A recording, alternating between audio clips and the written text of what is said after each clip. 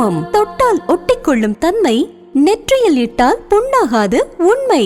பல வண்ண கலர்களின் பெருமை, இதுதான் ராஜாத்தி குங்குமத்தின் மகிமை. ராஜாத்தி குங்குமம் வைத்தால் அதிர்ஷ்டம் உங்களை தேடி வரும். 30 ஆண்டுகளாக மக்களின் நன்மதிப்பையும் பாராட்டுகளையும் பெற்றது. பெண்களின் அழகுக்கு அழகு சேர்ப்பது ராஜாத்தி குங்குமம். தமிழகமெங்கும் அனைத்து கடைகளிலும் கிடைக்கும். For trading enquiry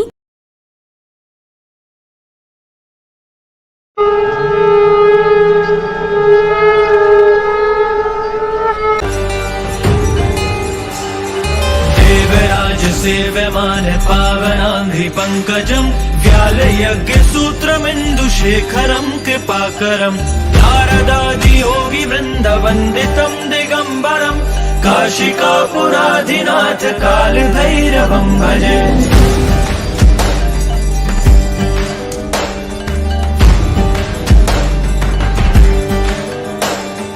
भानुकोटिभास्वरं भवाब्धितारकं परं नीलकण्ठमिप्सितार्थदायकं त्रिलोचनं कालकालमम्बुजाशमक्षशूलमक्षरं काशिकापुराधिनाथ कालभैरवं भजे।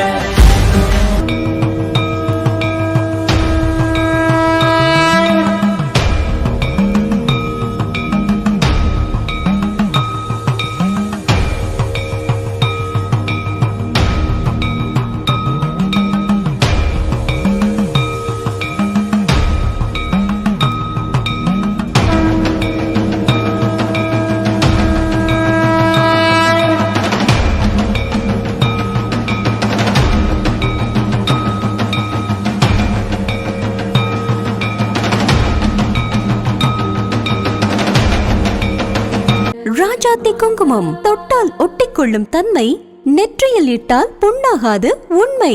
பல வண்ண கலர்களின் பெருமை, இதுதான் ராஜாத்தி குங்குமத்தின் மகிமை. ராஜாத்தி குங்குமம் வைத்தால் அதிர்ஷ்டம் உங்களை தேடி வரும். 30 ஆண்டுகளாக மக்களின் நன்மதிப்பையும் பாராட்டுகளையும் பெற்றது. பெண்களின் அழகுக்கு அழகு சேர்ப்பது ராஜாத்தி குங்குமம். தமிழகமெங்கும் அனைத்து கடைகளிலும் கிடைக்கும். For trading enquiry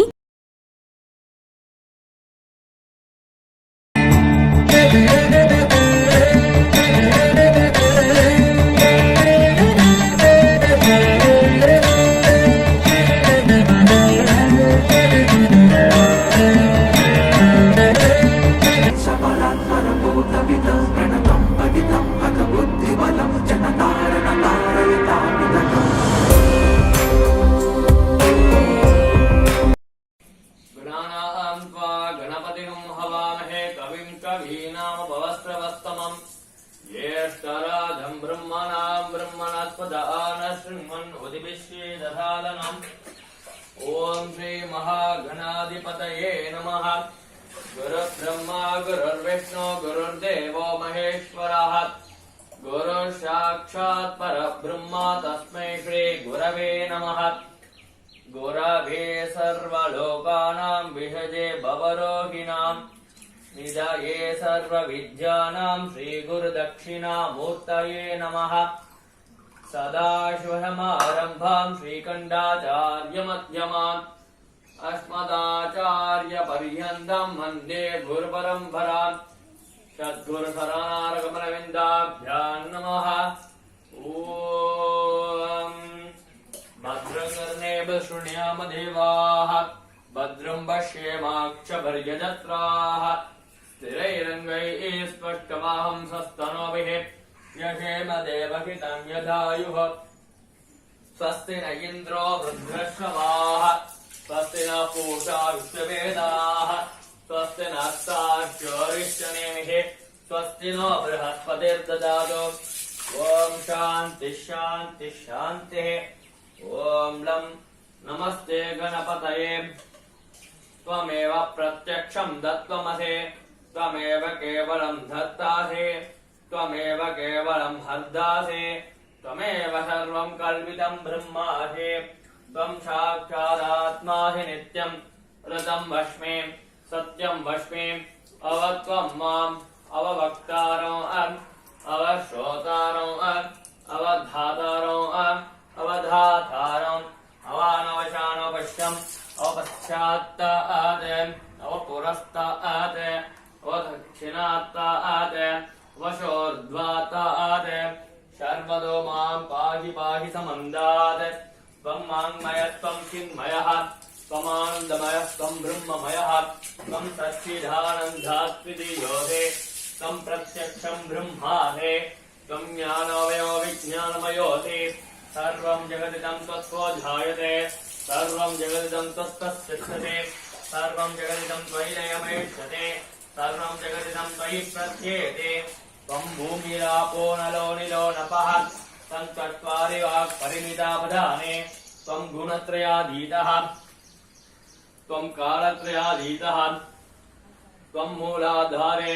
सुसोऽसि नित्यं त्वं शक्तित्रयात्मकः ध्यान्योऽयिनोऽध्यायन्ति नित्यं त्वं ब्रह्मास्त्वं विष्णुस्त्वं रुद्रस्त्वं अग्निस्त्वं वायुस्त्वं सूर्यस्त्वं चन्द्रमास्त्वं ब्रह्मभूर्भुवस्वरम् विनादिं पूर्वमुच्चार्यवर्णादिन्दनिरन्तरम् अनुस्वारपरधरः अर्धेन्दुलसितं धारेण रुद्धम् एतत्मनुष्वरूपम् अगारपूर्वरूपम् अगारो मध्यमरूपम् अनुस्वारः शान्तरूपम् बिन्दुरुत्तररूपम् नादसन्धानम् सहुंहिता सन्धिः सैषा गणेशविद्या कनकऋषिः ऋचिर्गायत्री छन्दः श्रीमहागणपतिर्देवता ॐ गङ्गणपतये नमः एकदन्ताय विद्महे वक्रतुण्डाय धीमहि तन्नो दन्ति प्रचोदयात् एकदन्तं चतुर्हस्तं पाशमं कुशधारिणं वरदं च वरदं हस्तैर्बिभ्राणं मोषकध्वजं रक्तं रम्बोदरं भुजोत्पकर्णकं रक्तवाक्ष्यं रक्तगन्धानुनिप्ताङ्गं रक्तपुष्पैः सुपूजितं भक्तानुगम्भिनं देवं जगत्कारणमच्युतम् आविर्भूतं बृहद्ध्यादो बृहदे पुरुषात्परम् एवं ध्यायति यो नित्यं स योगी योगिनाम्बरः नमो भ्रातपतये नमो गणपतये नमः प्रमदपतये नमस्ते शम्भोदराय गन्धाय विघ्नविनाशिने शिवसुताय श्रीवरदमूर्तये नमो नमः एतत्तदर्वशीर्षंयोधीते स ब्रह्मपूजाय कल्पते स सर्वविघ्नैर्न पात्यते स पञ्चमहापापात् प्रमुच्यते सायमदीयानो दिवसकृतं पापं नाशयते प्रातरदीयानो रात्रिकृतं पापं नाशयते सायञ्जानो प्रयुञ्जानो पापो भवते धर्मार्थकाम्यमोक्षं च विन्दते इदं मदर्वशीर्षमशिष्याय न ध्येयं यो यदि मोहाद्याश्चात्सर्वपि यान् भवते सहस्रावर्धनात् यं काममगीते तं तमनेन साधयेत् अनेन गविषमुभिर्षदिवहाग्नि भवति तदुच्चामनश्चन् जवति सविद्यावान् भवति यो मोदेन सगस्तेन यजते सवाञ्छितफलमवाप्नोति यस्याद्भिर्समिद्भिर्यजते स सर्वं लभते अष्टौ ब्राह्मणासंविग्राहैः सूर्यवक्षस्थी भवति सूर्यगृहे महानद्यां प्रतिमासन्निधौ वाचब्ध्वा सिद्धमन्त्रो भवते महाविघ्नात् प्रमुच्यते महादोषात् प्रमुच्यते महापापात् प्रमुच्यते सर्वविद् भवति य एवं वेद इत्युपनिषत् सहना भवतु सहनौ भुनक्तु सह वीर्यङ्करवावहै तेजस्विनावतीतमस्तु मा विद्विषावहै ॐ शान्ति शान्ति शान्तिः ॐ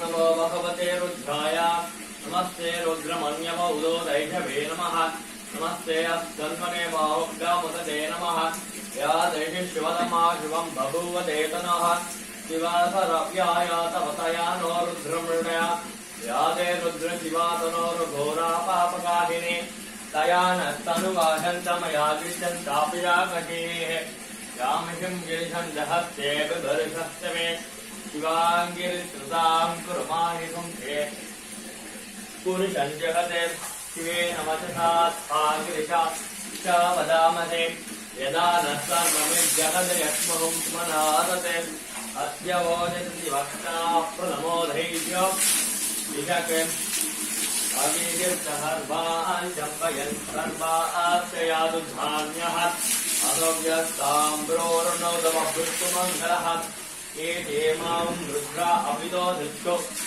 श्रुताशकस्ततो वैशा इमहे अदभ्यो वदर्पतिनीलग्रीवो विलोचितः उदैनं गोपा अदुषङ्गतशङ्गतहार्यः उदैनं विश्वाभूतानि सदृष्टो मृडयादिनः नमो अस्तु नीलग्रीवाय सहस्राक्षाय भीरुषे अतो ये सहस्वानो गन्धेभ्यो करन्नमः प्रमञ्जलन्मनस्वयोराग्नियोर्ज्याम् याश्च देहश्चैधवपराता भगवोप अवदज्जलनस्त्वहं सहस्राक्षेत्रे निशीर्य शल्यानामुका शिवो न शुमना भवन् विद्यन्दनकवर्धिनो विहल्योपानवाहुमुदान् अनेनन्नस्येषवाहुरस्य याते हेतिर्मेरुष्टमहस्ते बभूवदेतनः तयास्मान् विश्वतत्त्वमयज्ञा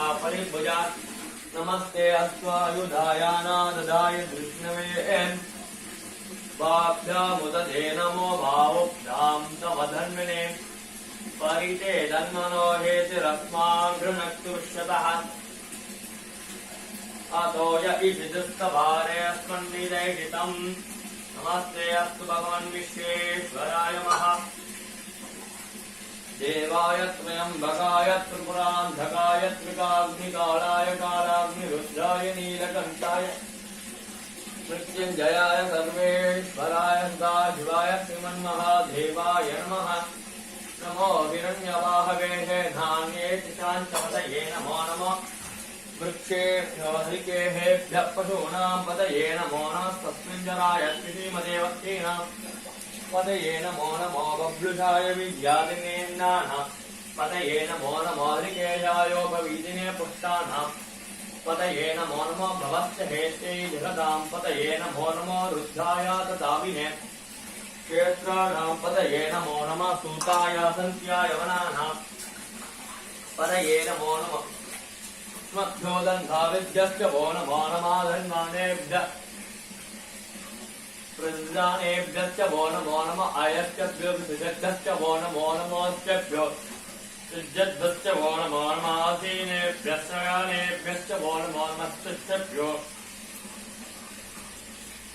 दावद्भ्यश्च वो नमो नमः सभाभ्यश्च वो नमो नमः अश्वेभ्यो अश्वपतिभ्यश्च वो नमः नमः आव्यादिनीभ्यो विद्यन्तीभ्यश्च वो नमो नमो वनाब्दस्पृशंहदीभ्यश्च वो नमो नमः कृत्सेभ्यो कृत्सवदिभ्यश्च वो नमो नमो व्राधेभ्यो व्राधपतिभ्यश्च वो नमो नमो गणेभ्यो गणपतिभ्यश्च वो नमो नमो विरूपेभ्यो विश्वरूपेभ्यश्च वो नमो नमो महद्भ्यः कुलगेभ्यश्च वो नमो नमो रतिभ्यो रतेभ्यश्च वो नमो नमो रतेभ्यो रथपतिभ्यश्च वो नमो नमः सेनाभ्यश्च वो नमो नमः शत्रुभ्यः सङ्ग्रहीतृभ्यश्च वो नमो नमः रक्षभ्यो रथकारेभ्यश्च वो नमो नमः कुलालेभ्यः कर्मालेभ्यश्च वो नमो नमः पुञ्जिभ्येभ्यो निकालेभ्यश्च वो नमो नमो जिगृभ्यो तद्भगृभ्यश्च वो नमो नमो गृहेभ्यः श्वनिभ्यश्च वो नमो नमः स्वभ्यस्वपतिभ्यश्च वो नमः नमो भवाय च रुद्राय च नमः शर्वाय च पशुपतये च नमो नीलग्रीवाय शिशिघण्टाय च नमः कपर्तिने च भ्युत्तकेशाय च नमः सहस्राक्षाय च दशतन्मने च नमो गिरिशाय शिशिविष्टाय च नमो मीलुष्कमाय केशमदे च नमो ह्रस्वाय च वामनाय च नमो बृहते च वंशीहर्षे च नमो भृत्ताय संवृद्वने च नमोऽग्न्याय च प्रथमाय च नमाश्वेजाजिराय च नमः शीघ्र्याय च सिद्ध्याय च नमो ऊर्व्याय च वस्मन्याय च नमः श्रोतस्याय च द्विभ्याय च नमो ज्येष्ठाय च कनिष्ठाय च नमः पूर्वजाय च परजाय च नमो मध्यमाय जापकल्पाय जलमो जगन्याय च पुत्न्याय च नमः सोऽप्याय च ओम सोमावाय तस्य राज्यमानत्वे राजसंहाराज्यो वायुमेन यजते देवताता मेधाने वैकुंठिपन्ते एतावन्त वै देवानां सभादेवास्मै समर्पयन्ते तयेनं पुनस्तुते राजाय देवदूराधा भवति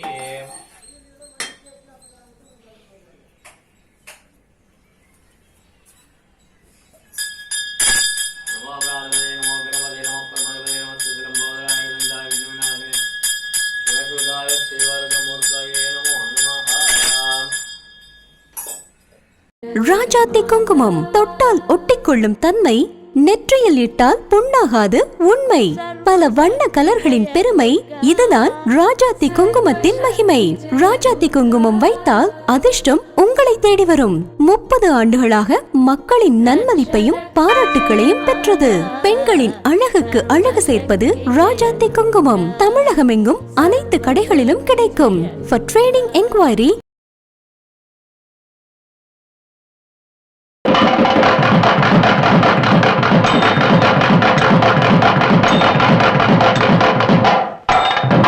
திருவாசகம் அப்படிங்கிற நூல், அதுல திருவாசகத்துல இந்த தலைப்பு 42வது தலைப்பாக இருப்பது. சென்னிப்பத்து என்கிற அந்த தலைப்பின் கீழ் இருக்கக்கூடிய பாட்டு. நமக்கு திருவாசகம், அந்த திருவாசகத்தினுடைய பெருமை, அதுல 42வது பதிகமா இருக்கக்கூடிய சென்னிப்பத்து அப்படிங்கிற அந்த தலைப்பு, அதற்குள்ள இருக்கக்கூடிய பொருளை நாம் சிந்திக்க வேண்டும். பொதுவாக நமக்கு திருவாசகத்தை சொல்லுகிற பொழுது எல்லாருக்கும் தெரிந்த பாடல் தான். திருவாசகம் அப்படின்னு சொல்லும் பொழுதே, சிவபுராண சொல்ல தொடங்கும் பொழுதே நாம் ஒரு 4 வரி பாடல், ஐயா கூட வெண்பாவுக்கு ஒரு அழகான விளக்கத்தை நமக்கு கொடுத்ததை நீங்க கேள்விப்பட்டிருப்பீங்க. கொஞ்ச நேரத்துக்கு முன்ன பாடல்களில் ரொம்ப எளிமையாக மனதை தைக்கக்கூடிய வண்ணமாக, மனநம் வைத்துக் கொள்ளக்கூடிய வண்ணமாக இருக்கக்கூடிய வகையில வெண்பாதான் ரொம்ப சிறந்த இடத்தை பெற்றிருப்பது. அதனால பெரும் பெரும் செய்திகளை வெண்பாவிலே கொடுப்பதை நம் சான்றோர் பெருமக்கள் கடைபிடித்தார்கள். நமக்கு ரொம்ப நுட்பமான செய்திகள், நீங்க உதாரணம் சொல்லணும்னா, சைவ சித்தாந்த சாத்திரங்கள் 14 என்பதை நீங்க மனனம் செய்து கொள்ளணும். பேரை படிச்சு மனப்பாடம் பண்ணுவதை விட ஒரு வெண்பாவை படிச்சீங்கன்னா மனப்பாடம் பண்ணி உள்ள வச்சுக்கலாம். அவ்வளவு 4 வரியில அந்த 14 சாத்திருடைய பெயரும் இருப்பதை நீங்க உந்து களிறு உயர் போதம் என்று அந்த பாட்டு தொடங்கும். அத மாதிரி ஒவ்வொன்றுக்கும் இருக்கிறது. வள்ளுவ பெருமானை போற்றுகிற பெருமைக்குரிய பாடல்கள் வெண்பாவில் நிறைய இருக்கிறது. இப்படி வெண்பாவில சொல்லுகிற ஒரு மரபு நம்முடைய தமிழ் கூறும் நல்லுலகத்துல ஆழமான கருத்துக்களை எளிதாக பதிய வைப்பதற்கு வெண்பா பயன்படும். அது மாதிரி நமக்கு திருவாசகம் என்று சொல்லும் பொழுதே நாம எல்லாரும் பின்பற்றி அந்த பாடலை பாடாம திருவாசகத்துக்குள்ள போக மாட்டோம். தொல்லை இரும்பிறவி சூடும் தலை நீக்கி அல்லல் அறுத்து ஆனந்தம் ஆக்கியதே, எல்லை மறுவா நெறியளிக்கும் வாதவூர் எங்கோன் திருவாசகம் என்னும் தேர். இந்த 4 வரி பாடல் மாணிக்கவாசக பெருந்தகை கொடுத்தது அல்ல. பின்வந்த அருளாளர்கள் திருவாசகத்தை படித்து படித்து அதுல தோய்ந்து போனதனுடைய விளைவாக இந்த திருவாசகம் என்ன சொல்லுகிறது என்பதை எளிதாக சொல்ல வேண்டும் என்று கருதுகிற பொழுது அவர்கள் கொடுத்த ஒரு சான்றோர் கொடுத்த பாடல் தான் இந்த 4 வரி பாடல். அப்ப இந்த பாடல என்ன சொல்லப்பட்டு இருக்கிறது அப்படின்னு நம்ம கருத வேண்டும். ஏன்னா எப்பவுமே ஒரு நூலை, அந்த நூலிலுக்குரிய செய்தியை நம்ம அணுக வேண்டும் என்றால் நூலாசிரியன் இடத்தில் நின்று பார்க்க வேண்டும் என்பது ஒரு மரபு இருக்கிறது. நாம் ஒரு வள்ளுவரே எடுத்துக்கொள்வோம். உதாரணத்துக்காக நான் சொல்றேன், திருக்குறள் அப்படின்னு இருக்கிறது. இத வள்ளுவ பெருந்தகை நமக்கு 133 அதிகாரமாக கொடுத்திருக்கிறார். அதுல முதல் அதிகாரமே கடவுள் வாழ்த்து தான். அப்ப வள்ளுவ பெருமானை நான் அணுகுகிற பொழுது கடவுள் நம்பிக்கையோடு இருக்கும் போதுதான் அதை அணுகணும். எனக்கு கடவுள் நம்பிக்கை இல்லைன்னு வச்சுக்கோங்களேன், நான் போய் திருக்குறளுக்கு உரை எழுதலாமான்னு கேட்டா அது ஆசிரியனுடைய பார்வையில அது பிழை. நீயே கடவுளே நம்ப இல்லைங்கிற, அவர் எடுத்தோடனே கடவுள் வாழ்த்து சொல்லித்தான் நூலையே தொடங்குறார். அப்ப அந்த எவ்வளவு ஒரு மாறாக இருக்குது, அது முரண்பாடாக இருக்கு என்பதை நாம் கருதணும். அப்ப யார் எழுதலாம் அப்படின்னு கேட்டா அந்த கடவுள் நம்பிக்கை உடையவர்கள் திருக்குறளுக்கு உரை எழுதலாம். ஏன்? அவர் கடவுளை பாடியிருப்பதனால். வள்ளுவ பெருமான் கடல் வாழ்த்து சொல்லாம குறட்பா சொல்லி இருந்தா யாரு வேணாலும் திருக்குறளுக்கு உரை சொல்லலாம். இதுதான் அடிப்படை. இப்ப திருநீற்றின் பெருமையை பேசுகிறார் ஒருவர்னா எப்படி இருக்கணும்? அவர் திருநீர் பூசியவராக இருக்கணும். அவர் நெத்தியில திருநீரே இல்லை, நான் திருநீற்றின் பெருமை பேசுகிறேன் அப்படின்னு பேசினா எப்படி இருக்கும்? அவர் சொல்லுக்கும் செயலுக்கும் முரண்பாடு இருக்கும் என்பது பொருளாகிறது. அதுபோல திருவாசகத்தை கற்றுணர்ந்த சான்றோர் பெருமக்கள் பலர் எல்லாரும் எளிமையா சொன்னாங்க, திருவாசகத்துக்கு உருகார் ஒரு வாசகத்துக்கும் உருகார் அப்படின்னா. ஏன்னா அது அவ்வளவு தூரம் உருக்கக்கூடிய ஆற்றலுடையது. அப்படி பெரியவர்கள் அனுபவத்தை சொல்லுகிற பொழுது பலவாறு நமக்கு எடுத்து கொடுத்திருக்கிறாங்க. சான்றோர்கள் திருவாசகத்துக்கு உருகார் ஒரு வாசகத்துக்கும் உருகார் என்று அந்த அனுபவத்தை கொடுத்தாங்க. அப்படி அந்த அனுபவித்த பெரியவர்கள்ல ஒருவர் கொடுத்த பாடல் தான் தொல்லை இரும்பிறவி சூழும் தலை நீக்கி அல்லல் அறுத்து ஆனந்தம் ஆக்கியதே எல்லை மறுவா நெறியளிக்கும் வாதவோ எங்கோன் திருவாசகம் என்னும் தேர். இதுல ரெண்டு செய்தி இருக்கிறது. இந்த நூலை கொடுத்திருக்கின்ற வாதவூர் என்ற திருத்தலத்தை சார்ந்த அருளாளர் அவர் யார்? என்னுடைய தலைவர். அவர் என்ன கொடுத்தார்? அவர் கொடுத்தது திருவாசகம் என்னும் தேன். சரி, அந்த திருவாசகம் என்கிற தேன் என்ன கொடுக்கும்? என்னுடைய தலைவர் வாதவூர் இங்கோன் அவர் கொடுத்தது திருவாசகம் என்னும் தேன். இந்த தேன் என்ன கொடுக்கும் அப்படிங்கிற செய்திய 4 வரியில கொடுத்துட்டார். நீங்க அந்த பாடலை நீங்க பார்க்கும்போது முதல்ல அந்த வாதவூர் எங்கோன் அவர் யார்? திருவாதவூரில் திரு அவதாரம் செய்தவர். கோன் அப்படின்னா தலைவன், என்னுடைய தலைவன். சரி, அவர் எப்படி இந்த நூலை கொடுத்திருக்கிறார், அல்லது என்ன நெறியில் இருந்து எந்த இடத்தில் இருந்து இந்த நூலை நமக்கு தந்திருக்கிறார் அப்படிங்கிறத அதை அனுபவித்த சான்றோர் சொல்லுகிறார். எல்லை மறுவா நெறி அளிக்கும் வாதவூர் எங்கோ. இப்ப அந்த அந்த அந்த தொடருக்கு நாம முதல்ல அந்த பொருளை சிந்திக்க வேண்டும். நெறி என்றால் வழி என்று பொருள். சைவ நெறியில நமக்கு இறைவனை அடைவதற்காக வழி என்று சொன்ன 4: சரியை, கிரியை, யோகம், ஞானம் என்று பெயர். இது 4ம் ஒன்றோடு ஒன்று தொடர்புடையது. 4 வழி இல்லை, மறந்துடக்கூடாது. சரியை, கிரியை, யோகம், ஞானம் என்பது 4 நெறி, 4 வழி. அதுல ஒன்றோடு ஒன்று தொடர்புடையது. ஒன்றினுடைய முதிர்ச்சி அடுத்தது, ஒன்றின் முதிர்ச்சி தான் அதற்கு அடுத்தது. இதை தாயுமான சுவாமி சொல்லும் பொழுது இலை, பூ, காய், கனி என்றார். சரியை, கிரியை, யோகம், ஞானம் என்பது என்ன அப்படின்னு கேட்டா, ஒன்று முதிர்ந்தால் அதுக்கு அடுத்து முதிர்ச்சி, அதுக்கப்புறம் முதிர்ச்சி, அதுக்கப்புறம் முதிர்ச்சி. அப்ப ஞானத்தை கனி என்று சொன்னார் தாயுமான சுவாமிகள். யோகம் என்பது காய் அப்படின்னார். அதுக்கு முன்னர் இருப்பது பூ அப்படின்னு. அப்ப அந்த பூவாகிறது, காயாகிறது, கனியாகிறது. அது போல இங்க சொல்லும் பொழுது சரியை, கிரியை, யோகம், ஞானம் என்பது 4 நெறி அப்படின்போம். அல்ல, ஒவ்வொரு படிநிலை என்று பெயர். முதல்ல சரியை, அதன் பிறகு கிரியை, அதன் பிறகு யோகம், அதன் பிறகு ஞானம். இது ஒன்றின் பின் ஒன்றொன்றாக நிகழ்வது என்று பொருள். அப்ப இவர் எந்த இடத்திலிருந்து இந்த நூலை கொடுத்திருக்கிறார், அந்த சொல்ல அவங்க எப்படி அமைச்சிருக்கிறார் ஆசிரியர்? எல்லை மறுவா நெறி அப்படின்னு சொல்லியிருக்கிறார். எல்லை மறுவா நெறினா எதை குறிக்கும்? அது சரியையை குறிக்குமா, கிரியையை குறிக்குமா, யோகத்தை குறிக்குமா, ஞானத்தை குறிக்குமா என்று நீங்க சிந்திக்க வேண்டும். அதுக்கு சான்றோர்கள் கொடுக்கும் போது என்ன சொல்றாங்க? எல்லை அப்படின்னு ஒண்ணு சொல்லு இருக்கிறது. எல்லைன்னா என்ன? நமக்கு தெரிந்த எல்லை என்ன இருக்கிறது? நம்ம வீடுன்னு இருக்குதுன்னா அது ஒரு எல்லை வச்சிருக்கோம். இதுவரைக்கும் என்னுடைய வீட்டினுடைய எல்லை. இன்னும் கொஞ்சம்னா ஒரு தெரு என்று எடுத்துக்கொண்டால் அந்த தெருவுக்கு ஒரு எல்லை இருக்கிறது. இன்னும் கொஞ்சம் எடுத்துக்கொண்டால் அந்த ஊருக்கு ஒரு எல்லை இருக்கிறது. அதுக்கப்புறம் ஒவ்வொரு மாவட்டம், ஒரு மாநிலம், அப்புறம் ஒரு நாடு என்று எல்லை என்பது ஒவ்வொன்றும் இருப்பதை நாம் பார்ப்போம். அப்ப ஒரு வரையறைக்கு உட்பட்ட பகுதி என்று பொருள்.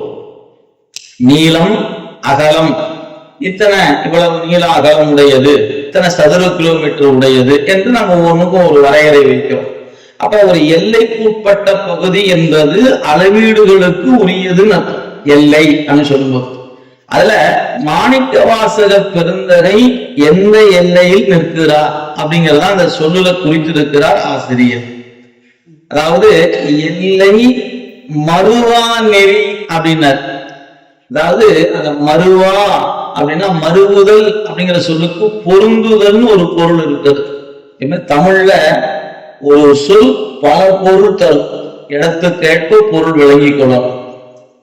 மறுவார் குழலி மாதோடு, அங்க மறுவார் என்பதற்கு நறுமணமிக்க கூந்தலையுடைய உமையம்மைன்னு ஆயிடும். இங்க மறுவா அப்படிங்கும்போது இங்க எல்லை மறுவா அப்படின்னு சொன்னா எல்லை பொருந்தாத, எல்லைக்கு அகப்படாத, எல்லையற்ற என்கிற பொருளை தரும். என சொல் என்பது நீங்க ஒரு சொல்லுக்கு பல பொருள் உண்டு என்பது நம்ம படிக்க படிக்க நம்ம விளங்கிக் கொள்வோம். திருமுறைகளை படிக்க படிக்க நம்ம நிறைய விளங்கிக் கொள்ள முடியும். அந்த வகையில் எல்லை மறுவா என்பதற்கு எல்லை படாத. அப்ப எல்லைப்படாத நெறி எது? இதான் நமக்கு இருக்கிற அடிப்படையான கேள்வி. எல்லைப்படாத நெறி எது அப்படின்னு பார்க்கணும். அதை நீங்க சற்று ஆழமா சிந்திச்சீங்கன்னா சரியை என்று சொல்லக்கூடிய அந்த நெறிக்கு ஒரு எல்லை இருக்கிறது. சரியினா என்ன அப்படின்னு கேட்டீங்கன்னா, கோயிலுக்கு போறோம், அந்த கோயிலை கூட்டலாம், விளக்கேற்றலாம், பூ பறிக்கலாம், பூ தொடுத்து கொடுக்கலாம், பெருமானுக்கு கோலமிடலாம். இப்படி உடலால் செய்யப்பெறுகின்ற புறப்பணிகள் என்று பெயர் இருக்கு. புறத்தே செய்கின்ற பணிகள், இதற்கு சரியை என்று பெயர். இது பழகி வந்தீங்கன்னா உங்களுக்கு கொஞ்ச நாள் ஆகும் பொழுது அந்த இறைவன் மீது அன்பு இன்னும் கொஞ்சம் கூடுதலாக வரும். முதல்ல நாள்தோறும் கோயிலுக்கு போகணும்னு ஒரு ஆசை வரும். முதல்ல இருக்கிற நாள்தோறுமா போவோம். பிறந்த நாள், திருமண நாள், அப்படி ஏதாவது விசேஷ காலங்கள்ல, ஆண்டு பிறப்பு, பிரதோஷம், பௌர்ணமி, அமாவாசை, சஷ்டி, இப்படி ஒரு நாள் குறித்து கொண்டு மாதத்துக்கு ஒரு முறை அல்லது வாரத்துக்கு ஒரு முறை அல்லது ஆண்டுக்கு ஒரு முறை இப்படி ஒரு நாள் வழிபாட்டுக்கு போய் போய் போய் அந்த தெய்வத்தின் மீது கொஞ்சம் அன்பு வளர்ந்துச்சுன்னா அது மாதம் வாரமாகும். வாரம் நாள் வழிபாட்டை கொண்டாந்து விட்டுடும். நான் என்னால சாமியை பார்க்காம இருக்க முடியாது, நான் நாளோடு கோயிலுக்கு போகணும் அப்படின்ற இடத்துக்கு வந்துடும். அப்படி நாளும் கோயிலுக்கு வரும்போது முதல்ல வந்து வணங்கி போனா போதும் இருக்கு. கொஞ்ச நாள் ஆச்சுன்னா சும்மா நாம் பாட்டுக்கு வர்றோம், கையெழுத்துக்கு போறோமே, ஏதாவது பண்ணணுமே, 2 பாட்டாவது பாடலாம் தோணும், அல்லது இருக்கிற குப்பை எடுத்து ஓரமா எடுத்து வைக்கலாம் தோணும். இப்படி ஏதாவது ஒரு பணி செய்ய வேண்டும் என்கிற எண்ணம் தோன்றும். முதல் நீங்க வந்து பழகணும், வந்து பழகுனா ஒரு பணி செய்ய வேண்டும் என்ற எண்ணம் தோன்றும். அது பாடும் பணியா இருந்தாலும் பணிதான், கூட்டுகிற பணியா இருந்தாலும் பணிதான். முதல்ல ஏதோ ஒரு பணி செய்யும். இப்படி செய்து கொண்டிருக்கிற நமக்கு ஒரு கால எல்லை கடந்த பிறகு அந்த தெய்வத்தின் மீது இன்னும் கொஞ்சம் அன்பு பிறக்கும். அப்ப என்ன தோணும் அப்படின்னு கேட்டா, அந்த தெய்வத்தை நம்ம வீட்டுல நாம வச்சு கும்பிடணும் தோணும். இதான் அடிப்படை.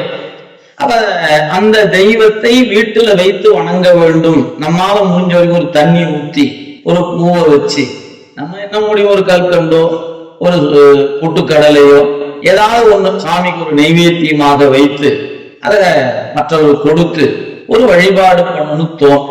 அப்ப நீங்க முதல்ல கோயில்ல போய் பணி செய்ய வேண்டும் என்று தோன்றுவது ஒரு நிலை.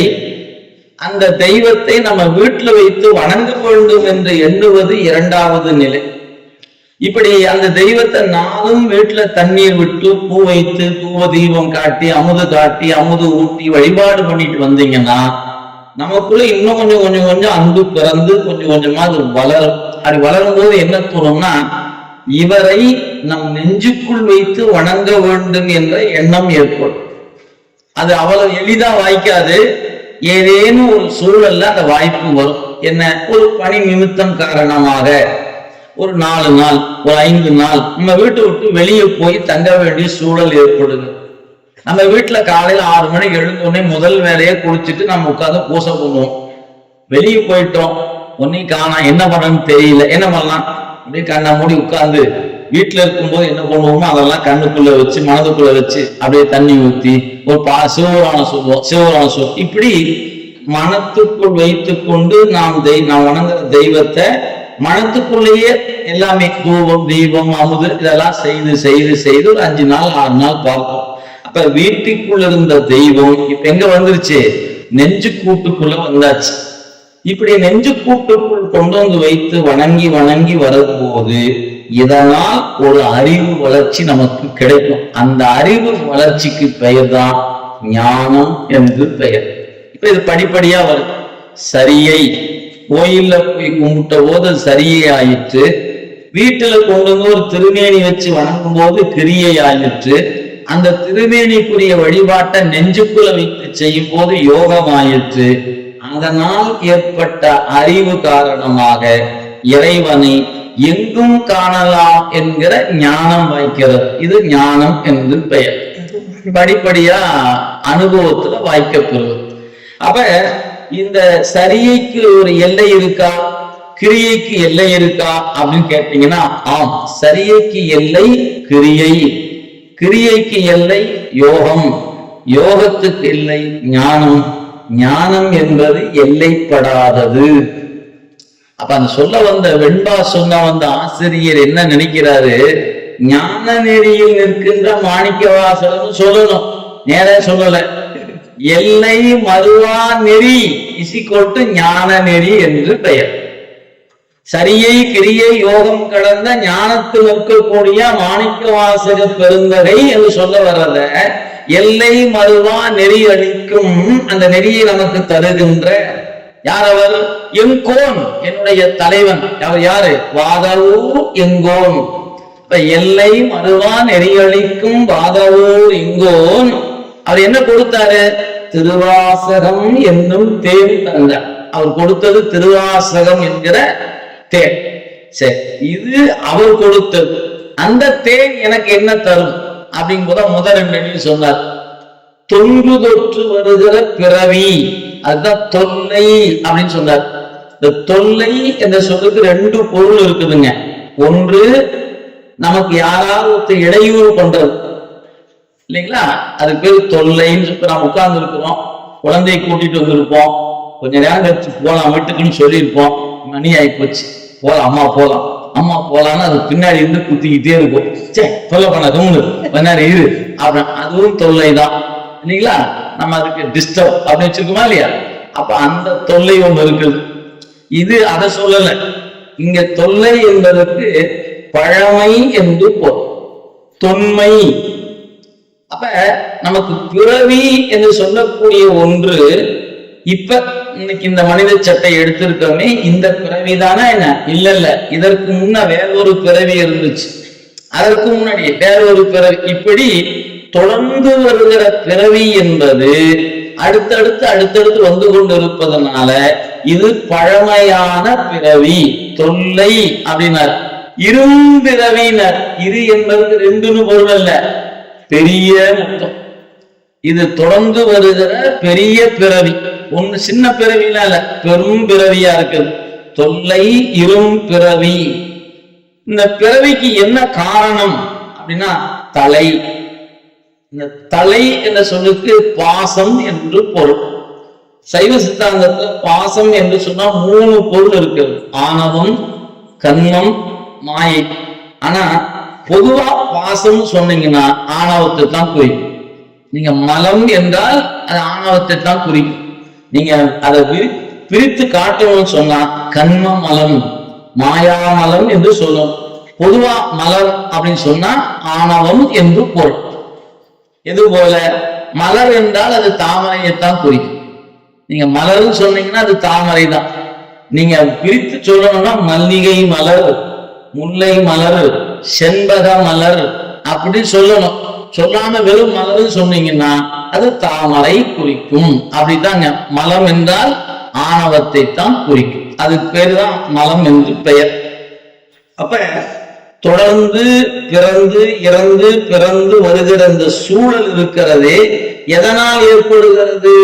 இந்த மலம் காரணமாக ஏற்படுகிறது. தொல்லை இரும் பிறவி சூடும் தலை. இந்த தலை என்று சொல்லக்கூடிய ஒன்றால் தான் பிறவி நமக்கு வாய்க்கிறது. இத மாணிக்கவாசக பெருந்தகை திருவாசகத்துக்குள்ள சொன்னார். அவருடைய நூலை படித்த சான்றோர் தன்னுடைய பாட்டை சொல்றார். இதைத்தான் எங்க தலைவர் சொல்லியிருக்கிறார் ஐயா அப்படின்னு சொல்ல வர்றார். இதை நீங்க அப்படியே திருக்குறள்ல ஒப்பீடு பண்ணி பார்த்தீங்கன்னா, பிறப்பு என்பது பேதமையினர், பிறப்பென்னும் பேதமை நீங்க சிறப்பென்னும் செம்பொருள் காண்பது அறிவினர். பிறப்பு எதனால் ஏற்படுகிறது அப்படிங்கிற கேள்விக்கு வள்ளுவ பெருந்தகை சொல்லுகிறார், அறியாமை காரணமாகத்தான் நாம் பிறக்கிறோம். பிறப்பு என்னும் பேதமை, பேதமை என்பதற்கு அறியாமை என்று பொருள். அப்ப பிறப்பு எதனால் ஏற்படுகிறது என்றால் அறியாமையினால ஏற்படுகிறது. அப்ப அந்த அறியாமை நீங்கணும்னா அறிவு என்ன பண்ணணும்? செம்பொருள் என்ற ஒன்றை காணணும். எனவே பிறப்பு என்கிற பேதமை நீங்க வேண்டும் என்றால் சிறப்பு என்னும் செம்பொருள் காண்பது அறிவு. இது வள்ளுவருடைய வாக்கு. அப்படியே இந்த பாட்டை சொன்ன ஆசிரியர் சொல்லுகிறார், செத்து செத்து பிறப்பதற்கு காரணமாக இருப்பது ஆணவ மலம் தொன்று தொற்று வருகிறது. அதாவது தொல்லை இரும் பிறவி சூடும் தலை. அந்த ஆணவம் என்கிற தலையை நீக்குகிற ஆற்றல் இந்த திருவாசகம் என்னும் தேவை கொண்டுனர். அதான் சொல்ல வந்தார், தலை நீக்கி. அப்ப ஆணவ மலத்தை நீக்கி அல்லல் அறுத்து.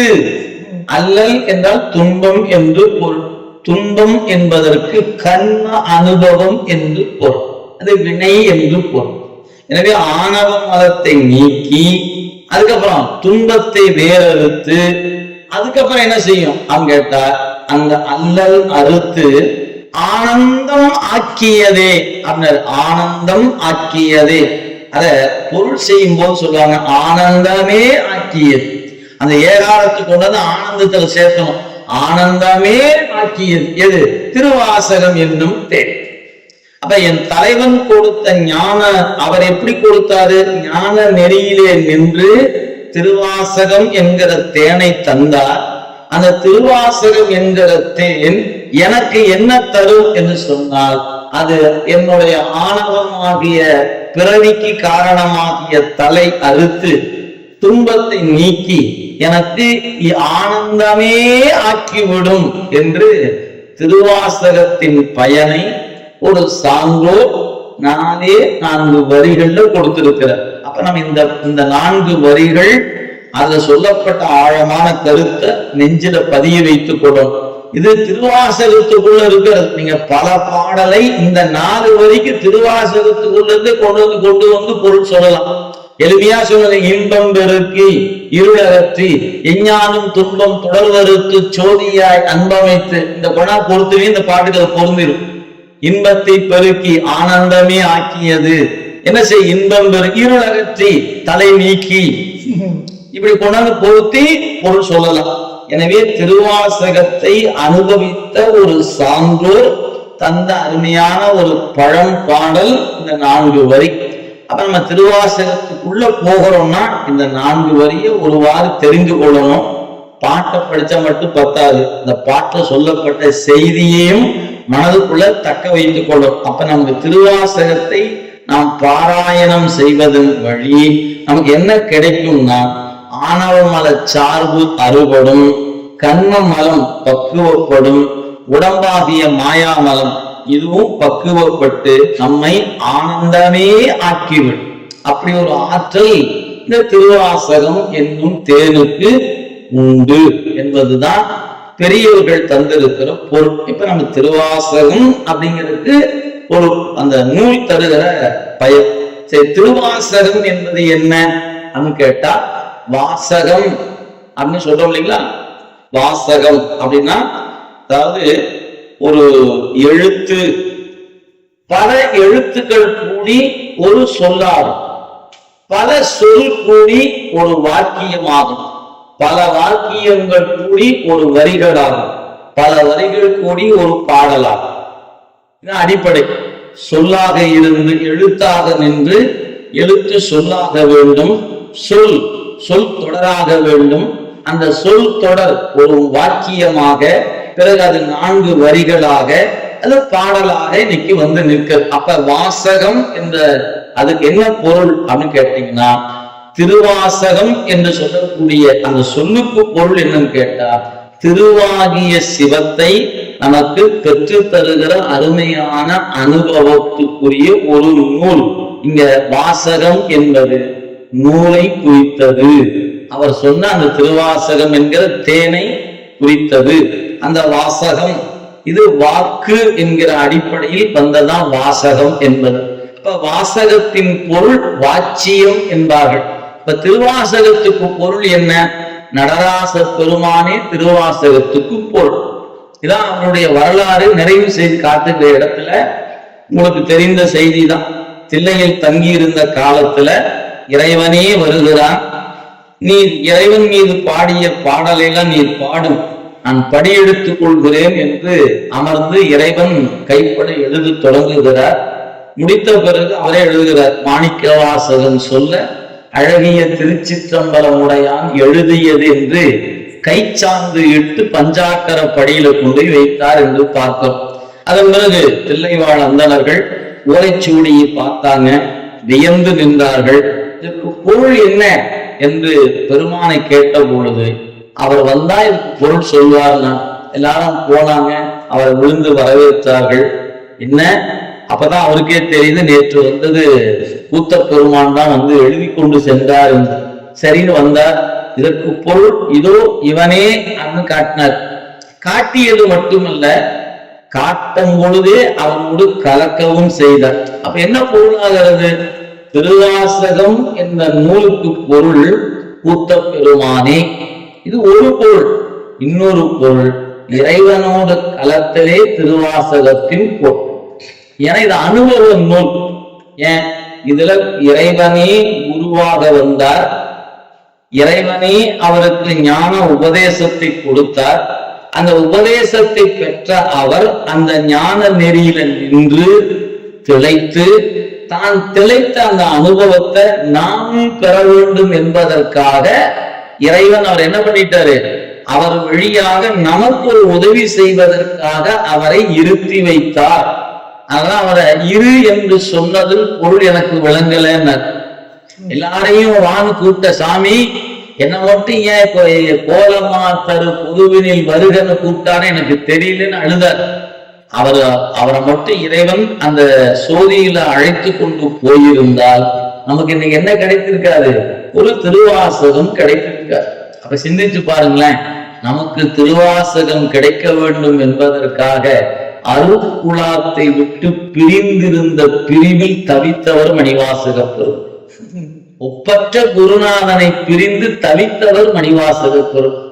அந்த ஞானியினுடைய தவிப்பு தான் நமக்கு ஒரு வாசகமாக கிடைத்தது. என்ன தெரிகிறது? ஏதோ ஒரு வகையில ஒரு அருளாளர் சில இடர்பாடை நுகர்வது நம் போன்றவருக்கு வழிகாட்டுவதற்காக.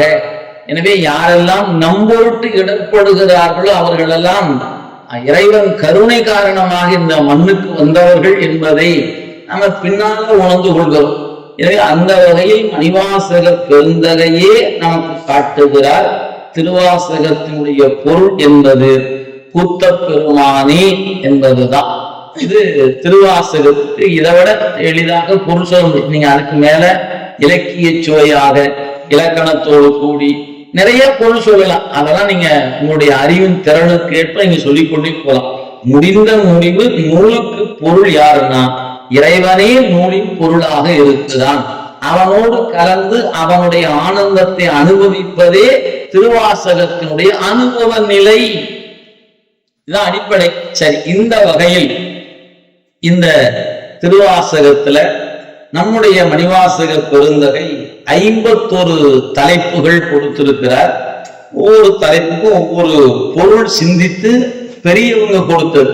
மணிவாசகர் கொடுத்த தலைப்பு ஒன்று, சான்றோர்கள் கொடுத்த தலைப்பு ஒன்று, ரெண்டு இருக்கிறது. நீங்க திருவாசகத்தை பொறுத்தவரையில் ஒவ்வொரு பதிகத்தும் ஒரு தலைப்பு இருக்கும்.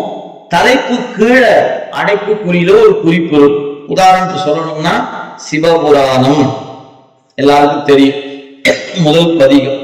கீழே கொடுத்த குறிப்பு சிவனது அனாதி முறைமையான பழமை, இப்படிதான் கொடுத்திருப்பாங்க. போற்றி திரு அகவல் அப்படின்னா கீழே சகத்தின் உற்பத்தி, திரு அண்ட பகுதி அப்படின்னா வியந்து போற்றியது. அப்போ ஒன்னொன்னு கீழே ஒவ்வொரு குறிப்பு இருப்பது நீங்க பார்க்கலாம். அதுபோல அப்ப அந்தந்த தலைப்பு என்பது மணிவாசகர் கொடுத்தது. சிவபுராணம், போற்றி திரு அகவல், திரு அண்ட பகுதி, போற்றி திரு அகவல், இது மணிவாசகர் கொடுத்தது. ஆனா அதற்கு கீழே இருக்கக்கூடிய அடைப்புக்குறியில் இருக்கக்கூடிய குறிப்பு மணிவாசகர் கொடுத்தது அல்ல. அவருடைய திருவாசகமாகிய தேனை பருகியவர்கள் கொடுத்த தலைப்பு தான் கீழே கொடுத்திருக்கிற தலைப்பு. அந்த வகையில இங்க கொடுக்கப்பட்ட இன்றைய நமக்கு கொடுக்கப்பட்டிருக்கிற தலைப்பு மாய வாழ்க்கையை மெய் என்று எண்ணி என்ற தலைப்பு. இது எதற்குள்ள இருக்கிறது? 42வது பதிகம், அதாவது சென்னிப்பத்துன்னு அந்த பதிகத்துக்கு பெயர். மணிவாசக பெருமான் கொடுத்த பெயர் சென்னிப்பத்து என்று பெயர். சென்னி அப்படின்னா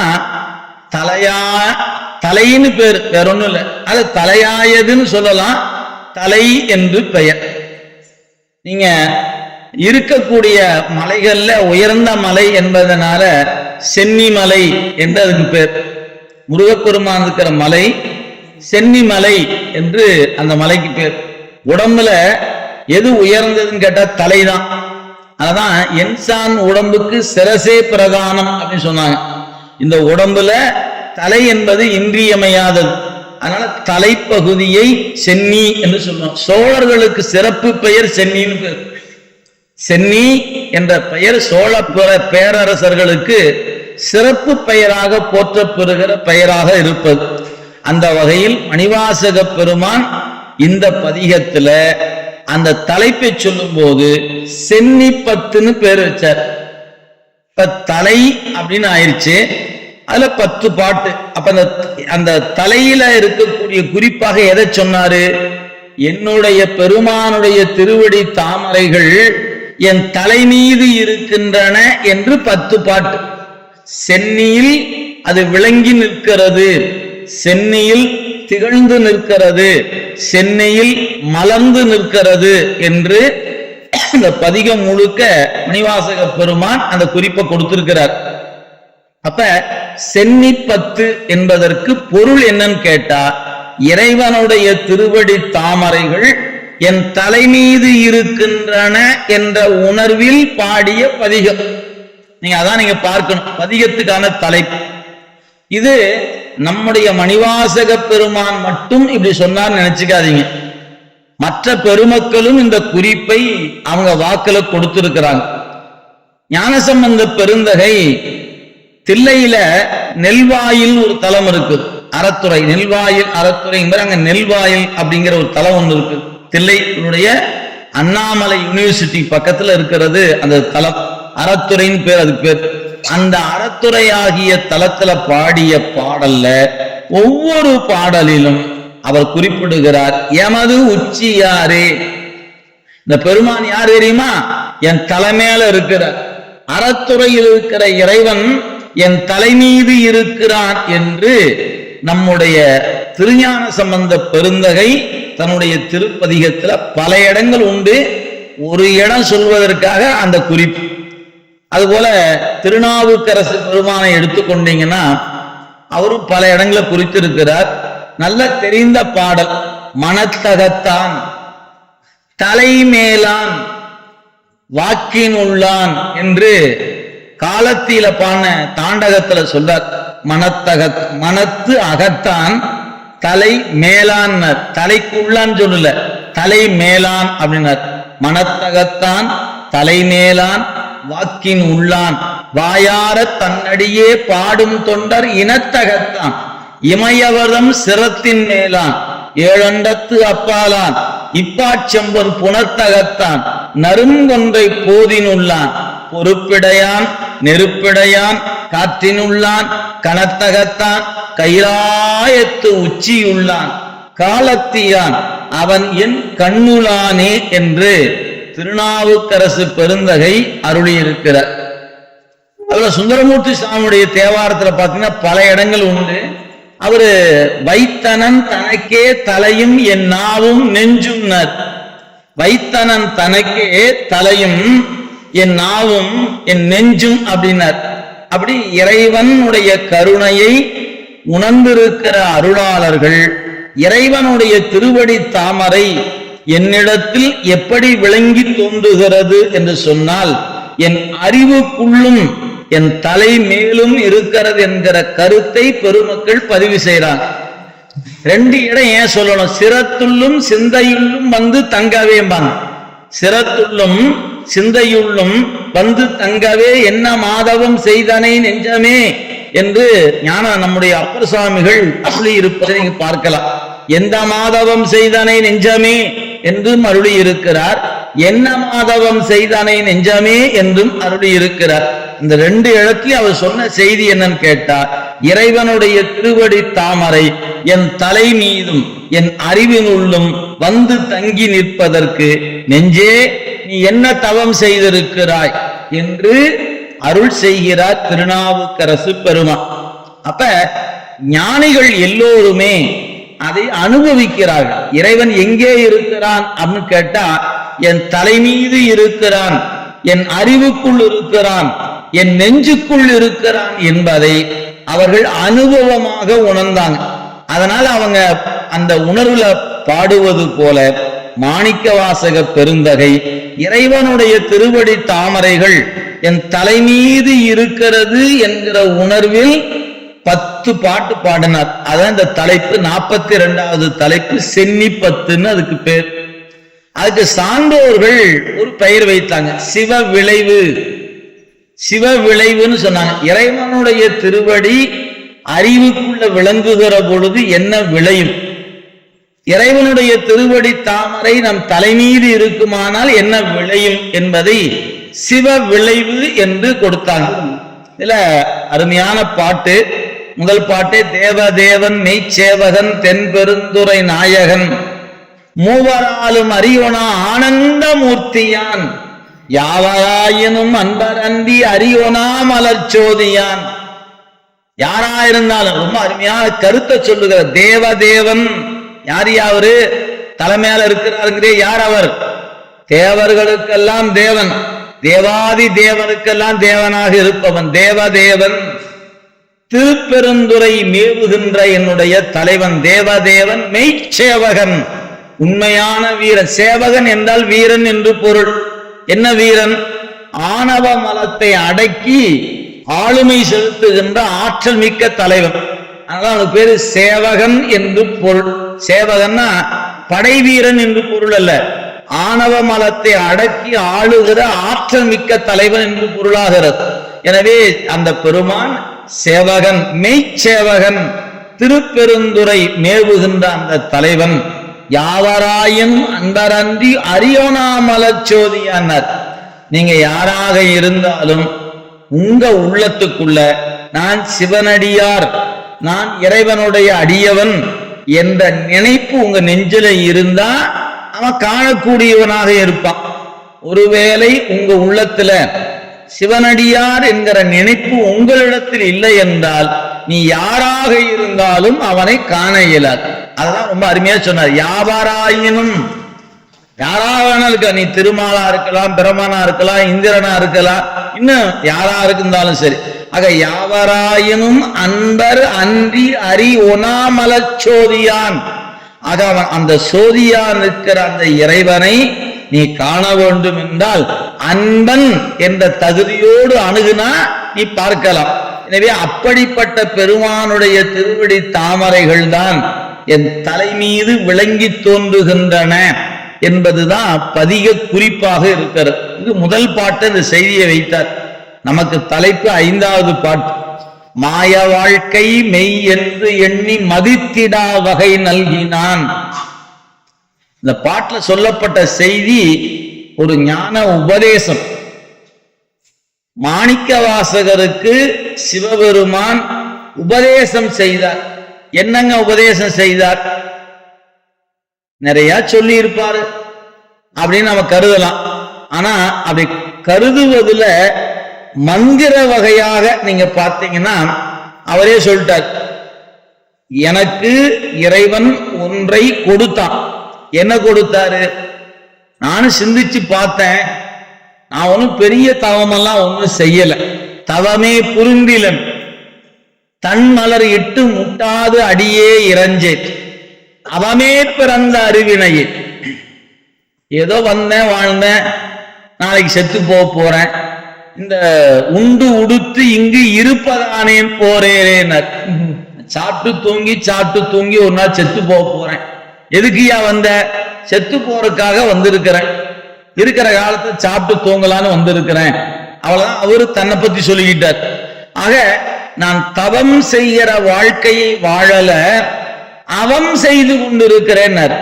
அவமே பிறந்த அருவினையேன் அப்படின்னு தன்னை சொல்லிக் கொண்டார். அப்படி அவமாகிய செயலை நான் செய்து கொண்டிருக்கிறேன், தவமே நான் செய்யலேன்னு. ஆனாதான் பின்னாடி இன்னொரு இடத்துல குறிப்பிடுகிறார், என்னுடைய நினைவு தெரிந்து நான் தவம் செஞ்ச மாதிரி எனக்கு ஒன்றும் தெரியல. ஆனா அந்த இறைவன் என்னை ஈர்த்து என்னை ஆட்கொண்டிருக்கிறார். அப்படி ஆட்கொண்ட பெருமான் எனக்கு ஒரு ஞான உபதேசத்தை செய்தான். என்ன உபதேசம் செய்தான் அப்படின்னு அவரே சொல்லுகிறார். நானேயோ தவம் செய்தேன். நானா தவம் செய்தேன்? இல்ல, நான் ஒரு தவம் செய்யல. ஆனா சிவாய நம என பெற்றேன். இந்த சிவாய நம என்கிற மந்திரம் எனக்கு என் குருநாதன் கொடுத்தான்னு சொல்லிட்டார். இந்த மந்திரம் என்ன கொடுக்கும்? சிவாய நம சிவாய நம சிவாய நம அப்படிங்கிற மந்திரம் என் குருநாதன் எனக்கு கொடுத்தது.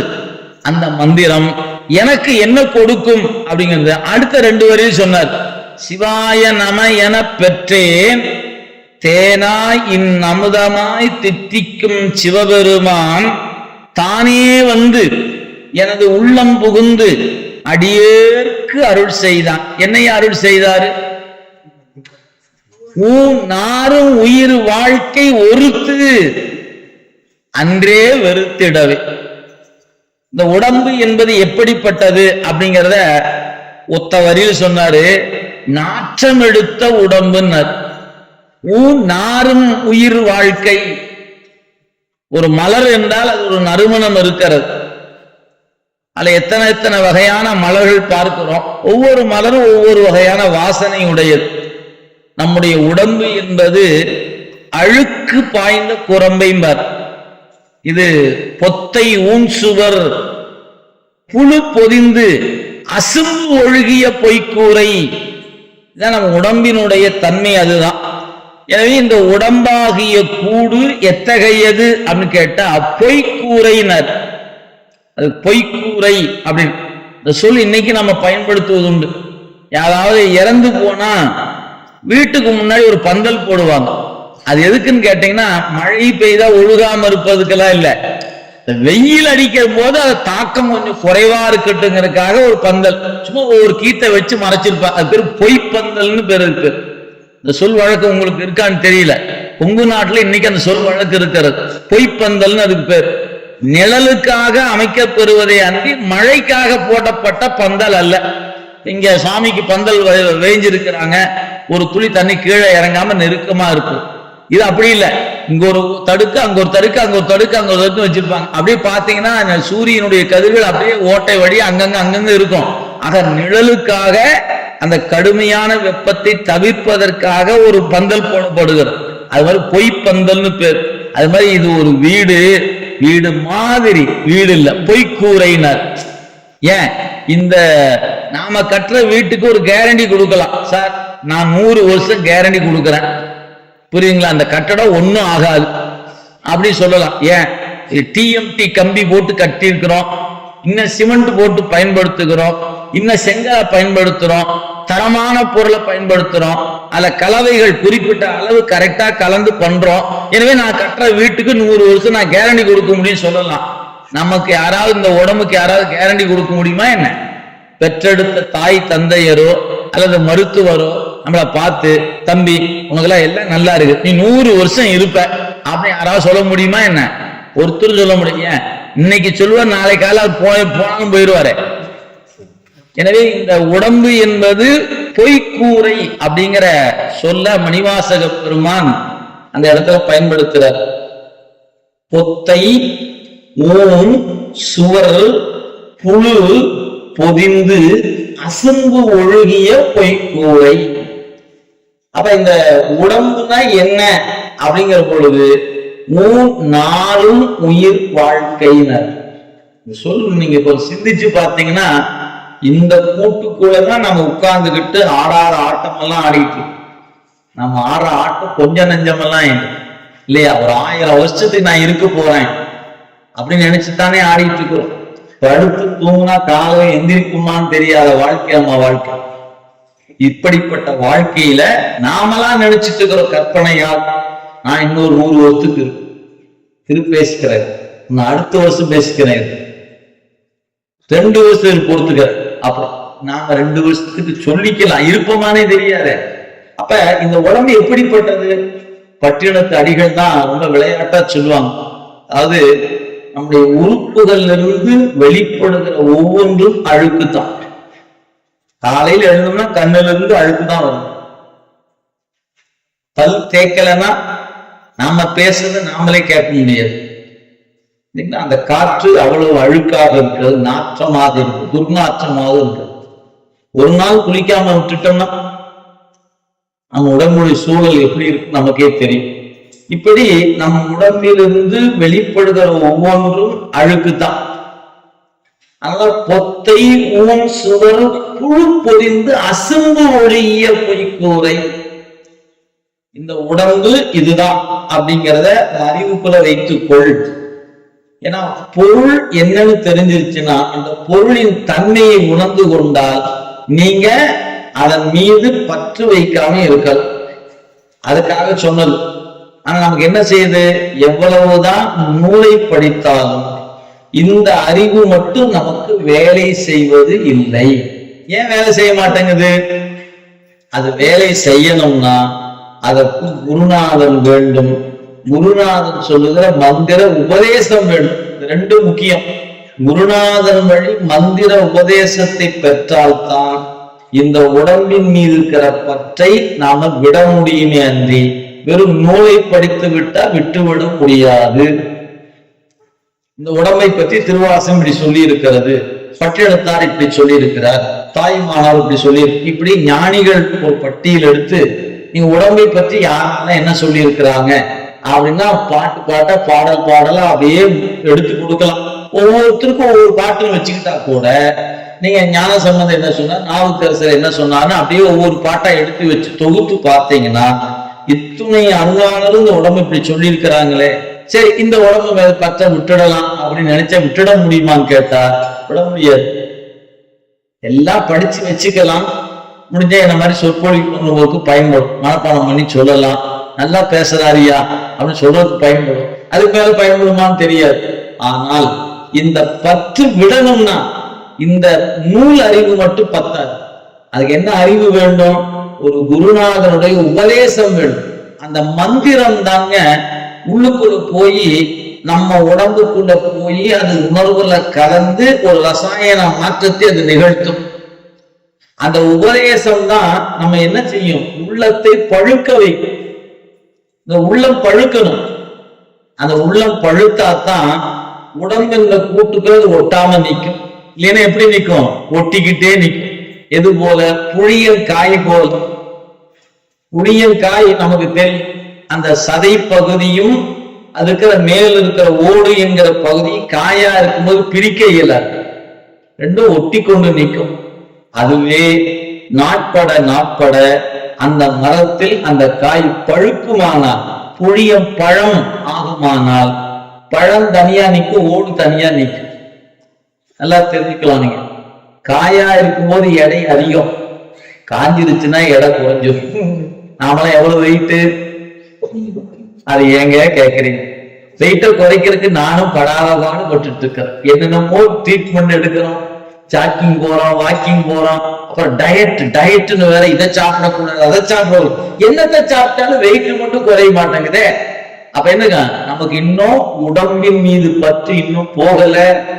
உடம்புக்குள்ள இருக்கிற உயிர் என்ற பொருளை பற்றி இன்னும் ஆராய்ச்சி அறிவுக்குள்ள இன்னும் போகல. அப்படி போச்சுன்னா உங்களுக்கு உடம்பு லேசா போயிடும். எப்ப லேசாகும்? உள்ளம் பழுத்துருச்சுன்னா. காயா இருக்க வரைக்கும் எடை அதிகம். இளநீர் எடுத்துக்கொள்ளுங்களேன், அது மரத்துல இருந்து நீங்க பறிச்சுக்கணும். இளநீரா வாங்கும் போது எடை அதிகமா இருக்கும். அதுவே அந்த காய் ஆகிற மாதிரி கொப்பரை தேங்காயா மாறிச்சுன்னா எடை இருக்குமா? என்ன எடையே இருக்காது. அது மட்டும் இல்ல, அந்த ஓட்டுக்குள்ள ஆட்டினா அதை ஆடி உருட்டு இருக்கும். அப்ப அதேதான் நமக்கும். உடம்பு என்பது ஓடு போல, அந்த உயிர் என்பது அதுல இருக்கிற பழுப்பை போலன்னு வச்சுக்கிட்டீங்கன்னா, நாம இப்ப எப்படி இருக்கிறோம்?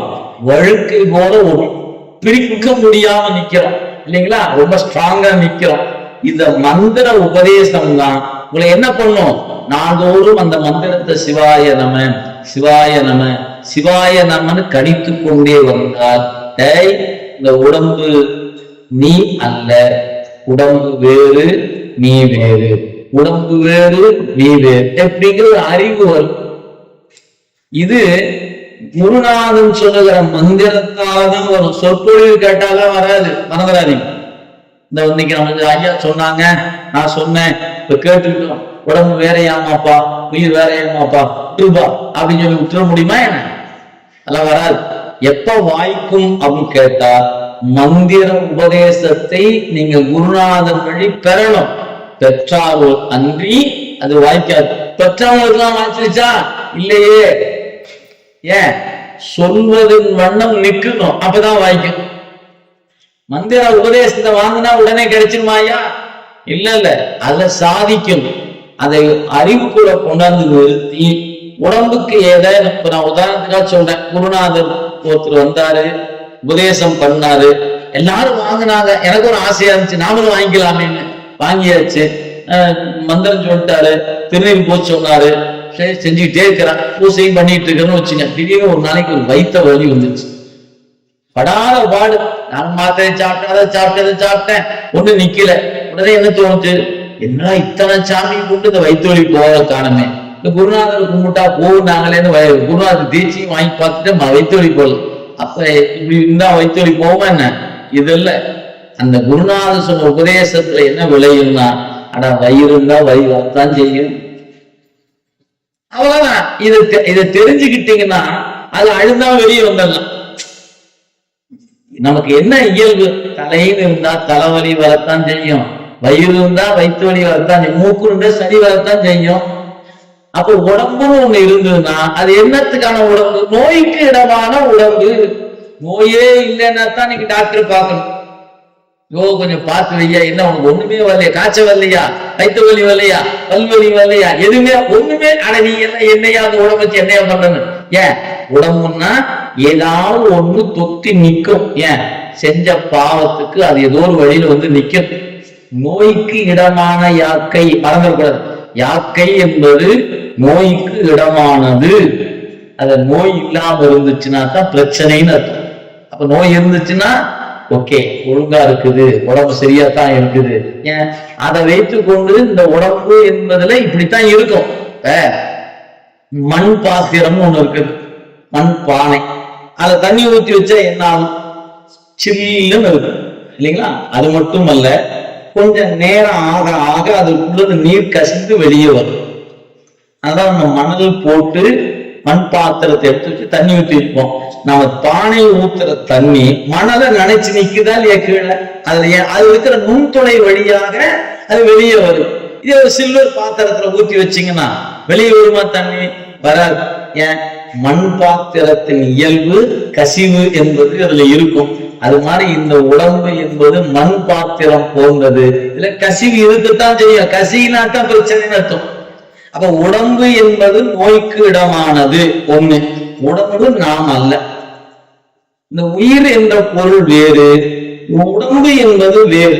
இதை முதல்ல புரிந்து கொள்ளணும்னா குரு உபதேசம்தான் இதை உணர்த்தும். குருநாதனை தவிர வேறு யாராலும் இந்த ஞானத்தை நமக்கு கொடுக்க இயலாது. அப்ப அவர் எப்படி கொடுப்பாரு? மந்திரத்தின் வழியாத்தான் கொடுப்பார். மறந்துடக்கூடாது. அவர் கொடுக்கிற மந்திரம்தான் உங்களையும் உங்களுடைய உடம்பும் பிரித்து காட்டுகிற வேறுபாட்டை அந்த மந்திரம் தான் செய்யும். அதான் மாணிக்கவாசகர் சொன்னாரு, என் குருநாதன் வந்தான், என் திருவடி, அவருடைய திருவடி தூக்கி என் தலைமையில வைத்தான், எனக்கு உபதேசம் செய்தான். என்ன உபதேசம் செய்தான்? சிவாய நமன்னு சொன்னார். அந்த சிவாய நம என்பது எனக்கு என்ன பண்ணுச்சு? 3 நாளும் உயிர் வாழ்க்கை ஒருத்து அப்படின்னா விட்டுடுத, இது மேல பற்ற வைக்காத அப்படின்னு மந்திரம் எனக்கு சொல்லுச்சுனார். 3 நாளும் உயிர் வாழ்க்கை ஒருத்து அன்றே வெறுத்திடவே. எத்தனை பேர் சிவாய நம்ம சொல்றீங்கன்னு சொன்னா பாதி பேர் கை தூக்குவீங்க. நான் சிவாய நம்ம சொல்லிட்டு இருக்கிறையா, நான் சிவாய நம்ம சொல்றையா, எல்லாம் கை தூக்குவான் இல்லையா? தூக்குவான். அத்தனை பேர் உடம்பு வெறுத்தா நிக்கிறோம். நீங்க காலேஜ் சென்ட் போறதுல இருந்து ஷாப் போறதுல இருந்து என்னென்ன பண்ணி இதுக்கு எத்தனை போஷாக்குகளை வச்சிருக்கோம் தெரியுமா? பாதாம் பருப்பு என்ன, முந்திரி பருப்பு என்ன, அப்புறம் சாயந்தரமான கால் லிட்டர் 100 மில்லியா சுருக்கி பால் சாப்பிடுறது என்ன. ஏன் உடம்பு ரொம்ப முக்கியம் ஐயா. திருமூலர் சொல்லியிருக்கிறார், உடம்பை வளர்த்து உயிர் வளர்த்து. உடம்பு இருந்தா தானே எல்லாம் பண்ண முடியும். ஆமா, உடம்பு வச்சுட்டு என்ன பண்ண சொன்னாரு? பிசினஸ் பண்ண சொன்னாரு. உடம்பு வச்சுக்கிட்டு தொழில் பண்ணுங்க அப்படின்னு சொன்னாரு. இல்ல, சிவபூஜை பண்றதுக்கு தான் உடம்பு வேணும். எத்தனை பேர் சிவபூஜை பண்றோம்? உடம்பினுடைய வேலை இறைவனை பற்றி கொள்வதற்கு தானே இந்த உடம்பு கொடுக்கப்பட்டது. இறைவனை உணர்வதற்கு, இறைவனை பற்றி கொள்வதற்கு தான் நமக்கு கொடுக்கப்பட்ட கரணங்களும் கருவிகளும் கொடுக்கப்பட்டதே அதுக்காகத்தான். ஆனா நாம என்ன பண்ணிட்டு கொண்டிருக்கிறோம்? அதுக்கு பயன்படுத்தல. எனக்கு வேணும்னு வேற வேற எதுக்கோ தானே பயன்படுத்தி கொண்டு இருக்கிறோம். அப்ப இந்த அறிவு மாற்றம் நமக்குள் நிகழ வேண்டும் என்றால் யார் கொடுப்பது? குருநாதனுடைய மந்திரம் தான் கொடுக்கும். அதனால மணிவாசக பெருமான், நான் தவம் செய்த, நான் தவம் செய்தேன் இல்ல, ஆனா அவன் வந்தான், எனக்கு உணர்த்தினான். உணர்த்தும் போது சிவாய நம எனக்கு கொடுத்தான். நான் அந்த சிவாய நம என்ற மந்திரத்தை சிக்கன பிடிச்சுக்கிட்டேன். அது என்ன பண்ணுச்சு தெரியுமா? என்ன? இந்த உடம்போடு கூடிய வாழ்க்கையை நீ விரும்பாதே என்று எனக்கு உணர்த்தியது. அதுதான் அவர் சொன்னார். இந்த உடம்புக்குள்ள இருக்கிற இந்த வாழ்க்கை தான் மெய் அப்படின்னு நினைச்சிடாதப்பா, இது மெய்யான வாழ்க்கை அல்ல. இத திருவாசகம் முழுக்க குறித்து இருக்கிறார். அதுல ஒரு இடம் தான் இந்த இடம். அவர் திருவாசகத்துல எங்க தொட்டாலும் நான் தொட்டு தொட்டு காட்டுவேன். சாதல் பிறப்பு என்னும் தடஞ்சுழியில் தடுமாறி செத்து செத்து பிறக்கிற தடுமாற்றத்தை என்னை வெளியே கொண்டு வந்துட்டாங்க அச்சோ பதிகத்தில். இன்னும் முன்ன எடுத்துக்கொண்டீங்க எத்துணை இடங்கள். பொய்யாய செல்வத்தே புக்கு அழுந்தி நாள்தோறும் மெய்யா கருதி கிடந்தேனை ஆண்டு கொண்ட ஐயா என் அருயிரே, என்ன கதை நினைச்சு பாருங்க. ஒவ்வொரு சித்த மலம் அறிவித்து, என்ன சித்த மலம்? பெண்டீர் மக்கள் சுற்றம் என்னும் பேரை பெருங்கடல் அல்லவா.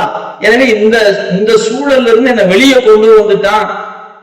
எத்துணை இடங்கள்ல அதை குறித்திருக்கிறார் என்பதை நீங்கள் நினைத்து பார்க்க வேண்டும். எனவே குரு உபதேசம் என்ன செய்தது அன்னு கேட்டா, நான் என்பவன் யார்?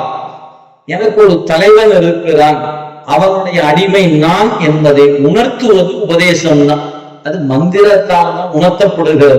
அதே நம்முடைய சமயம் படிநிலைகள் தான் உணர்த்து. எடுத்தோடனே உணர்த்துவதில்லை. நம சிவாய, அப்புறம் சிவாய நம, அப்புறம் சிவைய சிவ, அதுக்கப்புறம் சிவ சிவ, இப்படி கொஞ்சம் கொஞ்சமா புடிச்சு மேல போகணும். ஏன்? நம்ம அறிவின் லட்சணம் அப்படித்தான் இருக்கு. நம்ம ரொம்ப சுப்பீரியரா இருந்தோம்னா நம்மலாம் எடுத்த உடனே புடிச்சுக்கிடாம கொடுத்துடலாம்.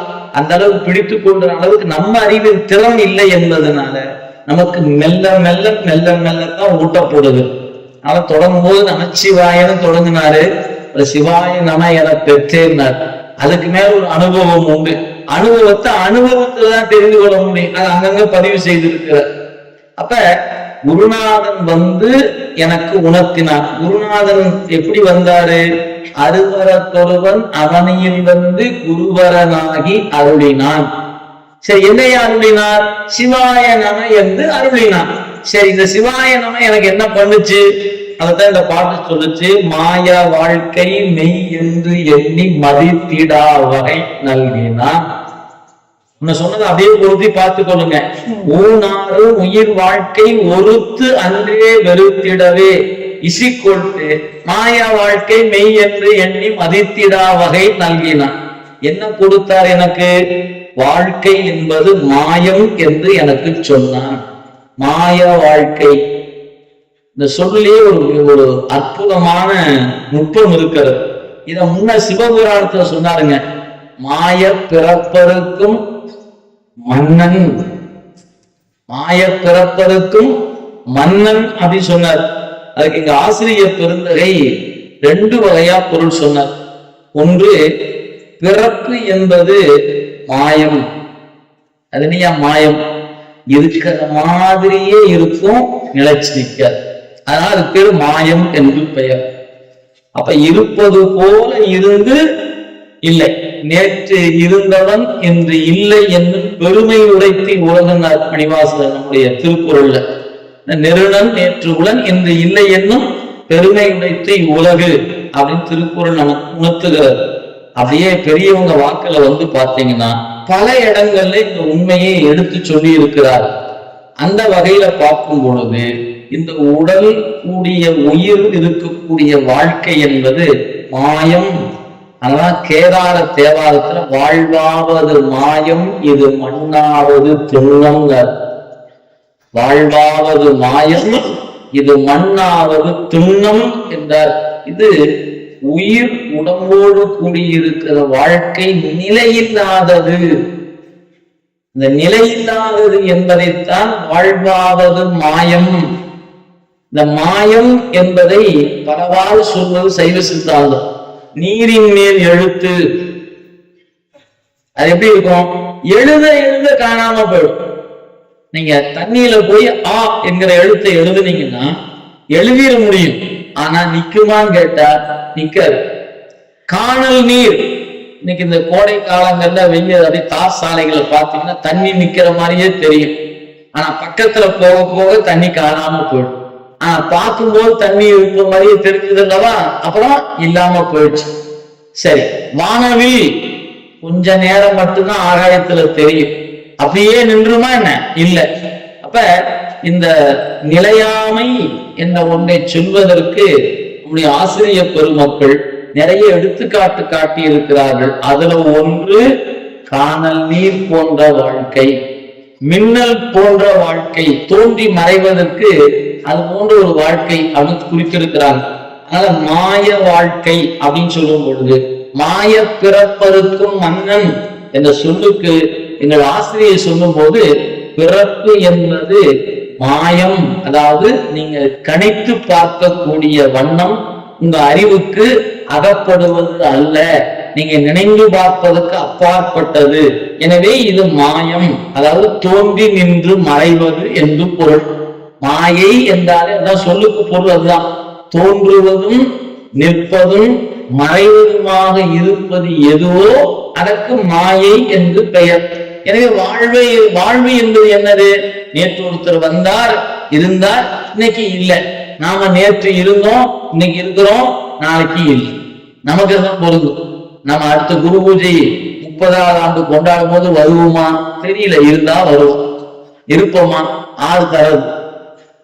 அரசாங்கம் உத்தரவாதம் கொடுக்குமா? இல்ல மருத்துவர் உத்தரவாதம் கொடுப்பாரா? யார் உத்தரவாதம்? நம்ம பெற்றோர்கள் உத்தரவாதம் கொடுக்க முடியுமா? யாரும் கொடுக்க முடியாது. நமக்கு அடுத்த வினாடி நிகழ்வதற்கு யாரும் உத்தரவாதம் கொடுக்க முடியாத வாழ்க்கை. எனவே இந்த வாழ்க்கை மாயம் என்பதை உணர வேண்டும். இது முதல் சொல், முதல் ஒரு பொருள். இன்னொரு வகையா பொருள் எடுத்தீங்கன்னா இந்த மாய பிறப்பு அறுக்கும் சொன்னோம் இல்லைங்களா? பிறப்பு மாய அறுப்பு மன்னன் மாற்றணும். பிறப்பு மாய, அறுப்பதில் மன்னன். பிறப்பு மாய, பிறந்தால் இறந்தாக வேண்டும், இதுதான் நீதி. பிறந்தால் இறக்கணும். பிறப்பே இல்லாம போச்சுன்னா இறக்க வேண்டிய அவசியமே இல்லை. எனவே பிறப்பே மாயுமாறு அறுப்பதில் அவன் மன்னன். அப்ப பெருமான் எனக்கு, என் குருநாதன் எனக்கு உபதேசமாக என்ன உணர்த்தினான் அப்படின்னு கேட்டா, பிறப்பு என்பது மாயை என்று உணர்த்தினான். பிறப்பை மாய்த்து விடுவதற்கு வழி இருக்கிறது என்பதை உணர்த்தணும். ரெண்டு குருநாதன் சொன்ன ஒரு உபதேசம் தான். எனவே மாய வாழ்க்கை. அப்ப இந்த வாழ்க்கை எப்படிப்பட்ட வாழ்க்கை? மாய வாழ்க்கை. இருப்பது போல் இருக்கும், ஆனால் நிலைத்து நிற்பது அல்ல. மாய வாழ்க்கை மெய் என்று எண்ணி, இது நிலையானது என்று எண்ணி மயங்கி விடாதிருப்பதற்கு என் குருநாதன் எனக்கு உபதேசம் செய்தான். மாய வாழ்க்கை மெய் என்று எண்ணி மதித்திடா வகை நல்கினான். யாரையா? வேய தோல் உமை பங்கன் திருப்பெருந்துறை மேவினான். அந்த திருப்பெருந்துறை என்ற திருத்தலத்துல மூங்கில் போன்ற தோல் கொண்டிருக்கிற உமையம்மையை ஒரு பாகமாக கொண்டிருக்கிற என்னுடைய தலைவர் வேயிரு தோழி பங்கன். ஞானசம்பந்தர் சொன்னார் பாத்தீங்களா? வேயுரு தோழி பங்கன் என்ற சொல் அப்படிங்க எடுத்துட்டார். வேய தோல் உமை பங்கன் எங்கள் திருப்பெருந்துறை மேவினான். அவன் என்ன பண்ணான்? காயத்துள் அமுது ஊற ஊற நீ கண்டுகொள், நீ கண்டுகொள் என்று அவன் எனக்குள்ள மாற்றத்தை விளைவித்தான். காயம் என்பது உடம்புக்கு பேருங்க. இந்த உடம்புக்கு காயம்னு பேரு. காயத்துள் அமுது ஊற ஊற, இந்த காயத்துல அமுதம் ஊறுமா? இப்பதான் நாற்றம் அழுத்த உடம்பு, நீங்க அமுதம் ஊறுங்கிறீங்களே, இது முன்னு பின் முரணா இல்லையா அப்படின்னு தோணும்.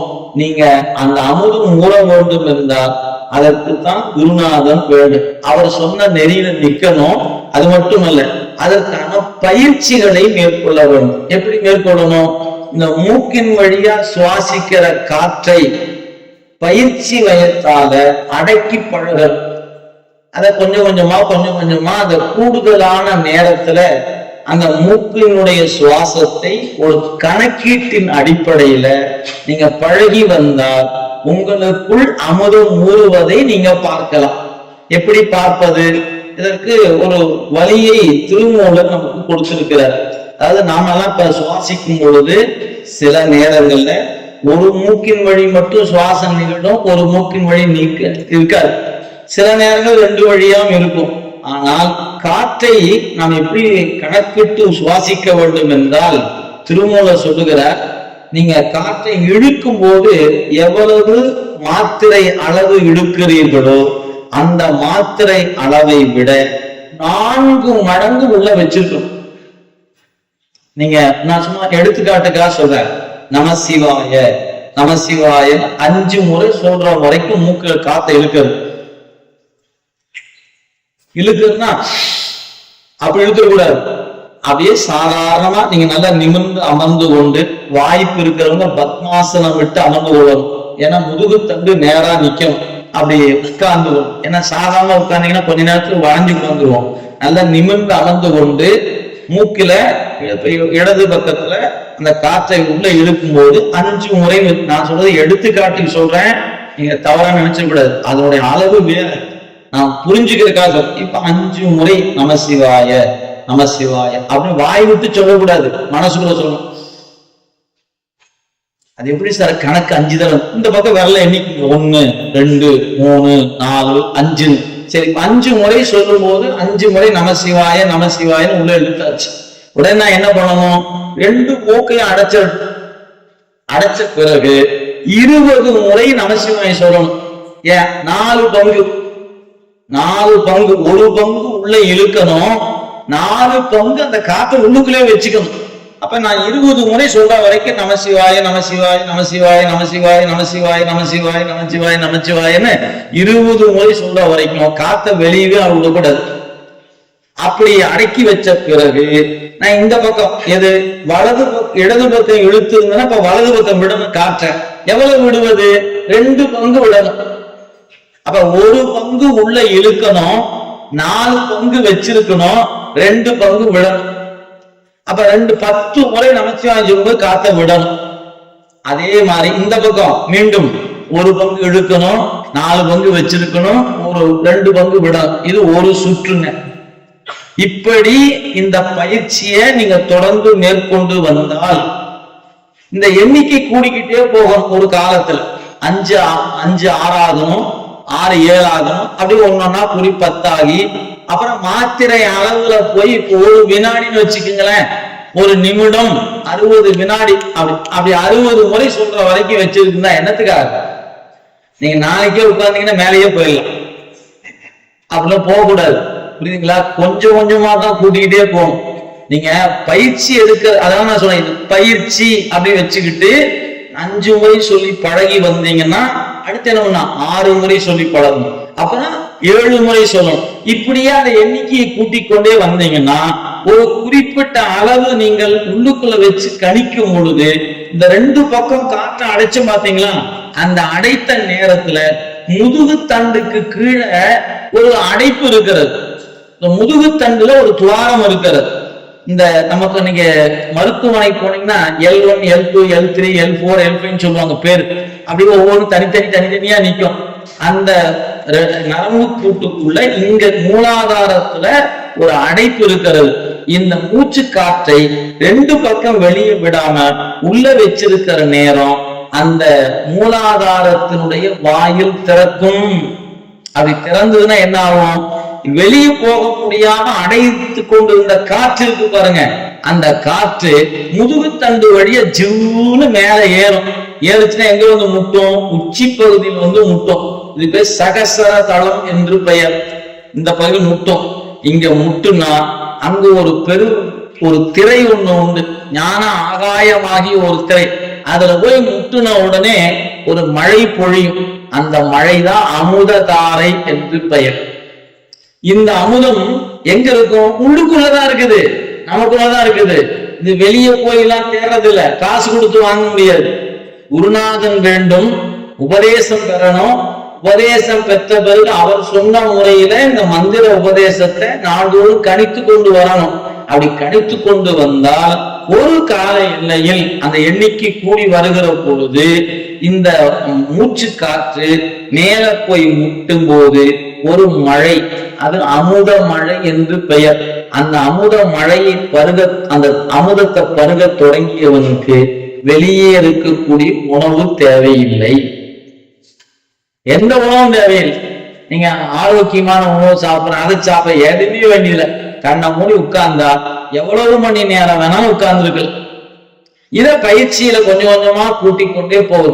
அப்ப உடம்புக்குள் அமுதம் ஊறுகிற வித்தையை என் குருநாதன் எனக்கு சொல்லி கொடுத்தார். காயத்துள் அமுது ஊற ஊற நீ கண்டுகொள் அப்படின்னு இந்த பெருமான் என்ன பண்ணாரு? எனக்குள் இருந்து அந்த அமுதத்தை காட்டினான், அப்படியே அதை அறிவுறுத்தினான். அதை காட்டுதல் என்பதற்கு அறிவுறுத்தல். அப்ப அறிவுறுத்திய காரணத்தினால எனக்குள்ள அந்த அமுதம் ஊறியது. காயத்துள் அமுது ஊழ ஊழ நீ கண்டுகொள் என்று காட்டிய சேயமாமல சேவடிக்கண் நம் சென்னி மன்னி திகழ்நீ. அப்ப அப்படி அந்த மாய வாழ்க்கையை மதித்திடா வகை நல்கிய பெருமான் என் உடம்புக்குள் அமுதம் ஊறுமாறு செய்தார்.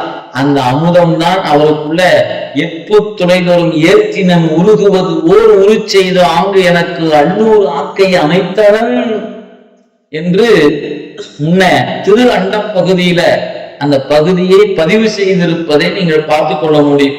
எனவே காயத்துள் அமுது ஊறுதல் என்ற ஒன்றை குருநாதன் மந்திர உபதேசத்தின் வழியாக உணர்த்தினான்.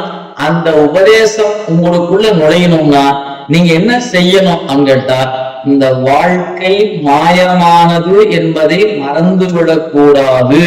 அதுதான் பெரியவங்க மிக நுட்பமா பார்க்கணும். குற்றார் யாருடர் உயிர் கொண்டு போம்பொழுது குற்றாரத்துறை கூத்தன் நல்லால் நமக்கு உற்றார் யாருள்ளர் அப்படின்னாரு நம்முடைய திருநாவுக்கரசு பெருமான்.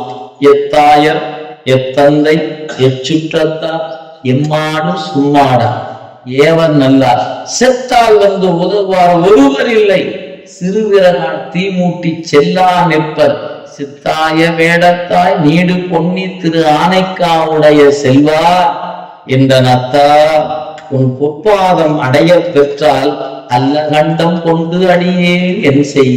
சாமிட்டு கேட்கிறார், பெருமானே உன் திருவடி அடைய பெற்றால் அது போதும், வேறொன்றும் வேண்டாம். இதைத்தான் சுந்தரமூர்த்தி சுவாமிகள் எதிர்கொள் பாடியில பண்ணார். மத்த யானை ஏறி மன்ன சூழ வருவீர்கள், செத்த போது ஆறுமில்லை சிந்தையில் வைமின். நீ செத்து போனா ஒருத்தனும் கூட வரமாட்டாயா, நான் அறிவுக்குள்ள வச்சுக்க. இப்ப நீ இருக்கிற வரைக்கும் முன்னாடி 10 காரு, பின்னாடி 10 காரு, சாய்ந்த காரு, சைரன்ஸ் வச்ச காரு, துப்பாக்கி ஏற்றி அத்தனை பேரும் கூட வருவான். செத்து போகும்போது ஒருத்தனும் கூட மாட்டான். யார் ஒரு ஆள் கிடையாது. மத்த யானை ஏறி மன்னர் சூழ வருவீர்கள். மன்னர் சூழ வரனா அவர் யாரா இருக்கணும்? சக்கரவர்த்தியா இருக்கணும். மன்னனுக்கு மன்னன் கூட வர மாட்டான், சக்கரவர்த்திக்கு தான் மன்னர் சூழ வருவாங்க. நீ சக்கரவர்த்தி ஆகிய வாழ்க்கை வாழ்ந்தாலும் செத்த போது ஆறும் இல்லை சிந்தையில் வைமின். வைத்த உள்ளம் மாற்ற வேண்டாம் அம்மின் மனத்தீர். அத்தர் கோயில் எதிர்கொள்வாடி என்பது அடைமுகமே. இங்க வா, எதிர்கொள்வாடி என்ற ஒரு தலம் இருக்கு, இங்க வந்து கும்பிடு. அவனை கும்பிடியா? ஏன்? இவன் தாயா உயிருக்கு துணையா வருபவன். உடம்புக்கு துணையா நிறைய பேர் நமக்கு கிடைக்கலாம், ஆனா உயிருக்கு துணை என்பது ஒருவரும் இல்லை, இறைவனை தவிர. அப்ப இறைவனை நீங்க துணையா பெறுவது எப்ப வாய்க்கும்? உடம்போடு இருக்கிற காலத்துல ஏதாவது ஒரு புண்ணியத்தை பண்ணி வச்சோம்னா உசுறு போற நேரம் நான் இருக்கிறேன் அப்படின்னு கூட வருவார். அதனால பெருமக்கள் பாடும்போது அந்த சொல்ல ரொம்ப ஆழம். குற்றாலத்துறை கூத்தன் அல்லால் நமக்கு உற்றார் யாரும் இல்லை, ஒத்துரும் இல்லை. எனவே நீங்க உடம்புக்கு துணையை சம்பாதிப்பதற்கு கவனம் செலுத்துவதை விட உயிருக்கு துணையாக ஒருத்தன் இருக்கிறான் என்பதை கொஞ்சம் சிந்தையில வைத்துக் கொண்டு இந்த உடம்போடு கூடிய காலத்தில் தான் அந்த துணையை பெற முடியும். உடம்பை விட்ட பிறகு அந்த துணையை சம்பாதிக்க முடியாது. நீங்க இறை என்கிற துணையை பெறணும்னு நினைச்சீங்கன்னா உடம்போடு இருக்கிற காலத்துல உங்களால் இயன்ற அளவு சரியையோ கிரியையோ யோகமோ ஞானமோ ஏதாவது ஒரு வகையில பணி செய்ய வேண்டும். இறைவனுக்கு நீங்க பணி செய்யத்தான் அந்த அறிவு வாய்க்கும். நான் முன்ன தொடங்கிய இடத்துக்கு வந்து நிக்கிறேன். கோயிலுக்கு போய் பழகுவது ஒரு அடிப்படை. போய் பழகுனா ஏதாவது செய்யணும்னு தோணும். அப்படி செய்யணும் தோணுகிற பொழுது பாடலாம், கூட்டலாம், கோலமிடலாம், பூ பறிக்கலாம், ஏதாவது ஒரு பணி. அப்படி செய்கிற பண்புக்கு நீங்கள் ஆட்படுகிற பொழுது அவரை ஒரு நாள் வீட்டில் வைத்து வணங்குகிற அறிவு வாய்க்கும். அப்படி வீட்டில் வைத்து வணங்குற அறிவு வாய்த்தால் நெஞ்சு கூட்டுக்குள் வைத்து வணங்குற வாய்ப்பு கிடைக்கும். நெஞ்சு கூட்டுக்குள் வைத்து வணங்கி பழகி வந்தால் ஞானம் வாய்க்கும்.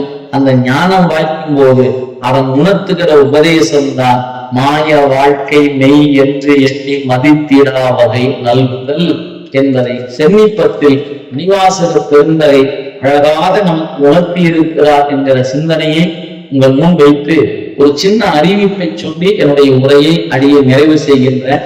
உங்க எல்லாருக்கும் தெரியும், நம்முடைய குருநாதருடைய சீவ ஒடுக்கம் இங்கிருந்து ஒரு 500 மீட்டர் தொலைவில் அமைய பெற்று இருக்கிறது. கடந்த சில ஆண்டுகளாக அவருடைய அந்த சீவ ஒடுக்கமாக இருக்கிற இடத்தில் திருப்பணிகள் நடைபெற்றுக் கொண்டிருக்கின்றன. நண்பர்களே, போன முறையும் சரி, ஒரு சில இந்த திருப்பணி தொடங்கிய காலம் தொட்டு உங்ககிட்ட சில செய்திகளை சொல்லிக்கொண்டே இருக்கிறோம்.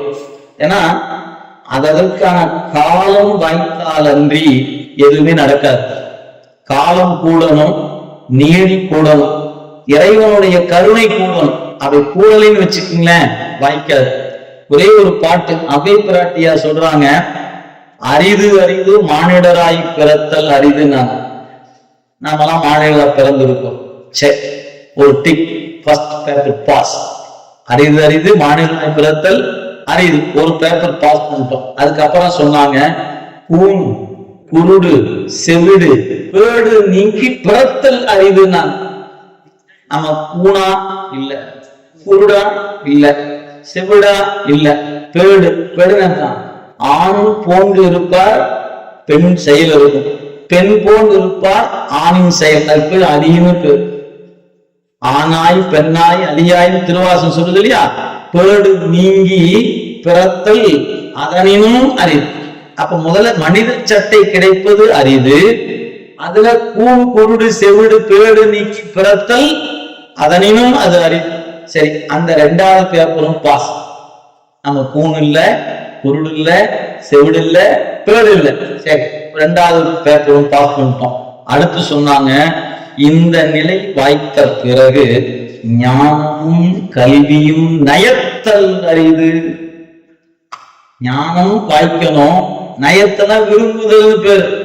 ஞானம் விரும்பணும், கல்வியே விரும்பணும். ஞானமும் கல்வியும் நயத்தல் அரிது. நான் இப்ப நமக்கு எத்தனை பேருக்கு ஞானத்தின் மீது விருப்பம் இருக்கிறது, எத்தனை பேருக்கு கல்வியின் மீது விருப்பம் இருக்குது, அவங்கவுங்க தான் கேட்டுக்கணும்.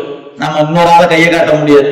நம்மளே பார்த்துக்கலாம் நம்ம எவ்வளவு ஞானத்தின் மீது பற்று இருக்கிறது, விருப்பம் இருக்கிறது அப்படின்னு. ஏன் நமக்கு பூரி மேல விருப்பம் இருக்கலாம், புரோட்டா மேல விருப்பம் இருக்கலாம், மத்தியான சாப்பாட்டுல விருப்பம் இருக்கலாம். இதெல்லாம் சொன்னா ஈஸியா சொல்லிடலாம். ஞானத்து மேல விருப்பம்னா அது என்னையா ஞானம் விருப்பம் அப்படின்னு எல்லாரும் கொடுக்குறீங்க, எனக்கும் கொடுங்க வாங்கிக்கிறேன். இது கொடுத்து வாங்கறது இல்ல, நீங்களா தவம் செய்து வாங்க. அதுக்காக அடுத்த வரி போட்டாங்க, ஞானமும் கல்வியும் நயத்தல் அரிது. ஞானமும் கல்வியும் நயத்த காலையும் ஒருவேளை அதுவும் வந்துருச்சியா, அது வந்தாச்சு அப்படியே அடுத்த பேப்பர் பாஸ் அப்படின்னா அதுக்கப்புறம் சொன்னாங்க, தானமும் தவமும் செய்தல் அரிது. அரிது அரிது என்று சொல்லுகிற இடத்துல அரிது கேட்பின் வரி வடிவேலோய். முருகப்பெருமான் கேட்டான், அவையே அரிது எது அப்படின்னு கேட்டாங்களாம். முருகா சொல்றேன் குறிச்சுக்கேன்னாங்க. அப்ப மனிதனாய் பிறத்தல் அரிது, அதுல கூங்குருடு செவிடு பேடு நீக்கி பிறத்தல் அதனினும் அரிது. அதனையும் தாண்டி வந்தீங்கன்னா ஞானமும் கல்வியும் நயத்தல் அதனினும் அரிது. அப்படி ஞானமும் கல்வியும் வாய்த்திருக்க அத்தனை பேர் என்ன செய்வதில்லை, தானம் செய்வதில்லை, தவம் செய்வதில்லை. எனவே தானமும் தவமும் அவரது எளிதில் வாய்ப்பது அல்ல. அது எவ்வளவு அறுதியாட்டு சொல்லி இருக்கிறாங்க. ஒரு கால் எனக்கு தானமும் இருக்கிறது, தவமும் இருக்கிறது என்று நீ கருதுவாயானால் வானவர் நாடு வழி திறக்குவே. வானத்தில் இருக்கிற நாட்டுக்கு போறதுக்கு பாஸ்போர்ட்டும் விசாவும் கையில கொடுத்துருவாங்க, கிளம்பு அப்படின்ட்டு. மேல போறதுக்கு என்ன வழி, தானமும் தவமும் செய்யணும். அது அரிதுன்ட்டாங்க அவை பிராட்டியார். ஏன் அதை நான் சிந்திச்சு பாக்குறேன், அரிதுன்னு தானம் செய்வது கடினமா என்ன, தவம் செய்வது கடினம் அப்படின்னு தோணுதா இல்லையா? எல்லாருக்கும் அது எளிமையானதான் நினைக்கிறோம். இல்லை என்பதை எங்க பார்த்தா தெரிஞ்சுக்கலாம். நீங்க தவறா நினைக்க வேண்டாம். நம்ம குருநாதனுடைய இந்த சீவ ஒடுக்க பணி சில ஆண்டுகளாக நடக்குது. நான் போன முறை சொன்னதாக எனக்கு நினைவு, மீண்டும் ஒரு முறை நான் நினைவு. இந்த பாலக்கோட்டில் இருக்கிற ஒரு செல்வந்தர் நினைத்தாருன்னா அந்த குருநாதருடைய சமாதிய முழுமையாக கற்றடியில கட்டி கொடுத்தலாம். ஒரே ஒரு நபர், எல்லாரும் கூட வேண்டியதில்லை, ஒரு நபர். ஏன் எனக்கு தெரிய அதிக நிதி நிறுவனங்கள் நடைபெறுகிற பகுதி பாலக்கோட். 1 கோடி ரூபாய்க்கு ஏலச்சீட்டு நடக்குது பாலக்கோட். உங்களுக்கு தெரிந்த செய்தி, நான் புதிய செய்திலாம் சொல்லல. அது அப்படி ஒரு நிறுவனமா நடத்துது. தடுக்கி விழுந்தா நிதி நிறுவனத்துல சீட்டு நடத்துற கம்பெனில தான் விழுவல. நீங்க பாலக்கோட்ல அந்த முக்கிய சாலையில போய் பாத்தீங்கன்னா அத்தனை நிதி நிறுவனங்கள் இருக்குது. ஏலச்சீட்டு நடத்தினா அத்தனை பேரும் 1 கோடி ரூபாய் சீட்டு நடத்துறாங்கல்ல. 1 கோடி ரூபாய் யாருங்க வச்சுக்கிறாங்க, சீட்டு நடத்துறதான் வச்சுக்கிறாரு. அந்த மாதிரி எத்தனை சீட்டு நடத்துறாங்க அவரு, அதை ஏங்க கேக்குறீங்க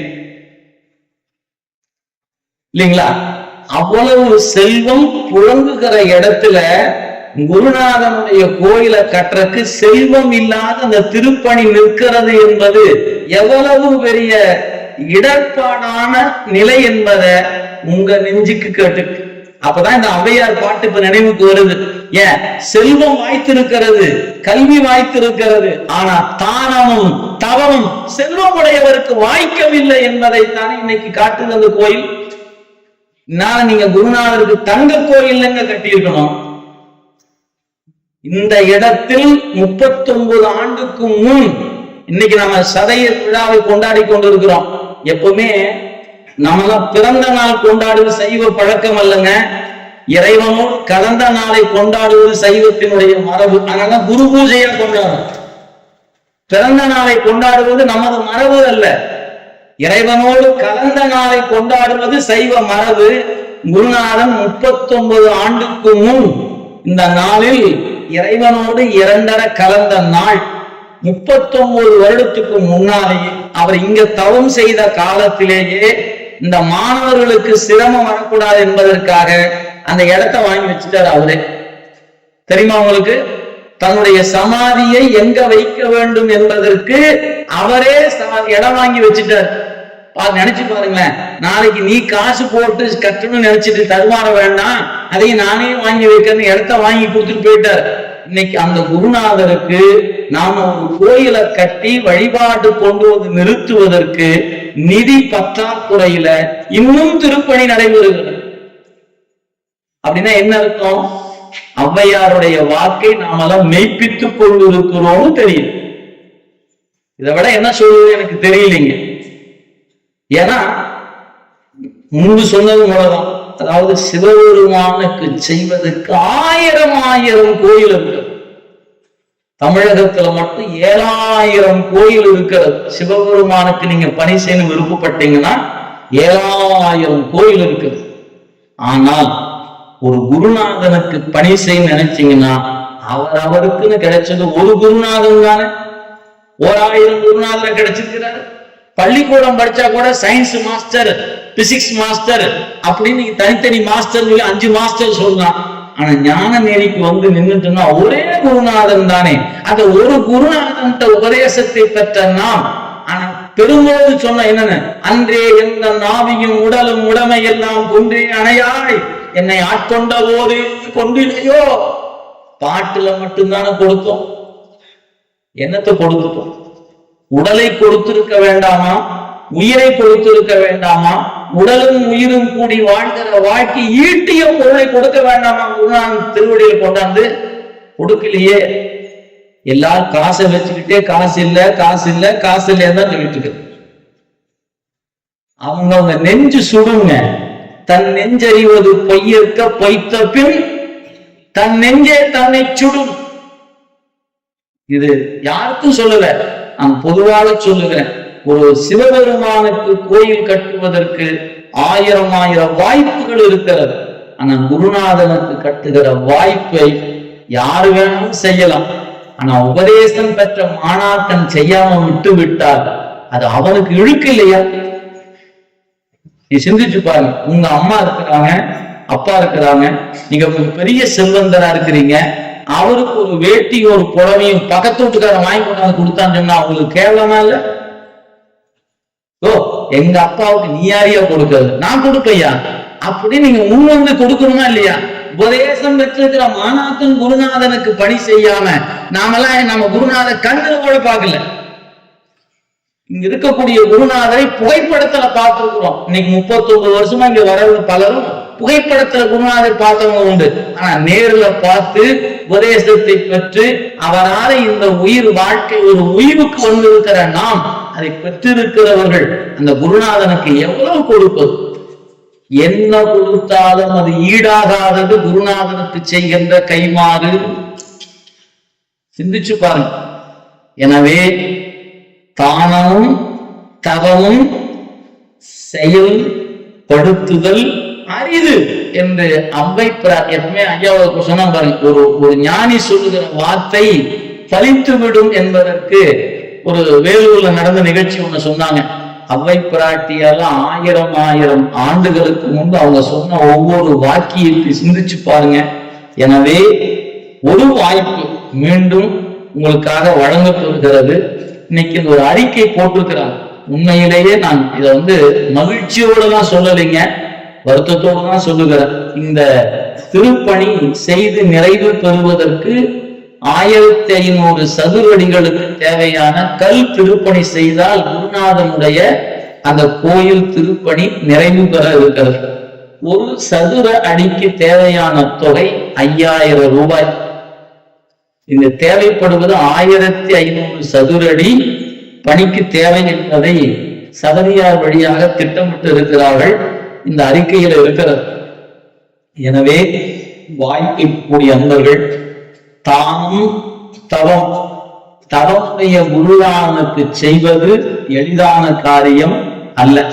அதனால அந்த வகையில இந்த வாய்ப்பை அன்பர் பெருமக்கள் அடுத்த குரு பூஜைக்கு இந்த விழாவுக்கு வரும்போது அந்த இடத்துல அந்த குருநாதருடைய கோயில் திருப்பணியில் நிறைவு பெற்று குடமுழுக்கு விழாவை தொண்டர்கள் நடத்தி அந்த ஆலயத்துக்குள்ள குரு பூஜை நடைபெறுமாறு குருநாதன் கருணை புரிய வேண்டும் என்று இந்த நேரத்துல வேண்டிக் கொண்டு, இந்த அழைப்பு, இந்த திருப்பணி சம்பந்தமான ஒரு அழைப்புதல் இருக்கிறது, அன்பர்கள் பெற்றுக்கொள்ளலாம். வாய்ப்பு நம்முடைய அவருடைய மாணாக்கர்களாக இருக்கும் அன்பர்கள் சொன்ன செய்தி என்ன, இன்றே பணம் கொடுக்குங்கிற அவசியம் இல்லை. இந்த அழைப்புதலை பெற்றுக்கொண்டவர்கள் உங்களால் ஒரு ஸ்கொயர் ஃபீட்டுக்கு கொடுக்க முடியுமானால் உங்கள் பெயரை பதிவு செய்து கொள்ளலாம்.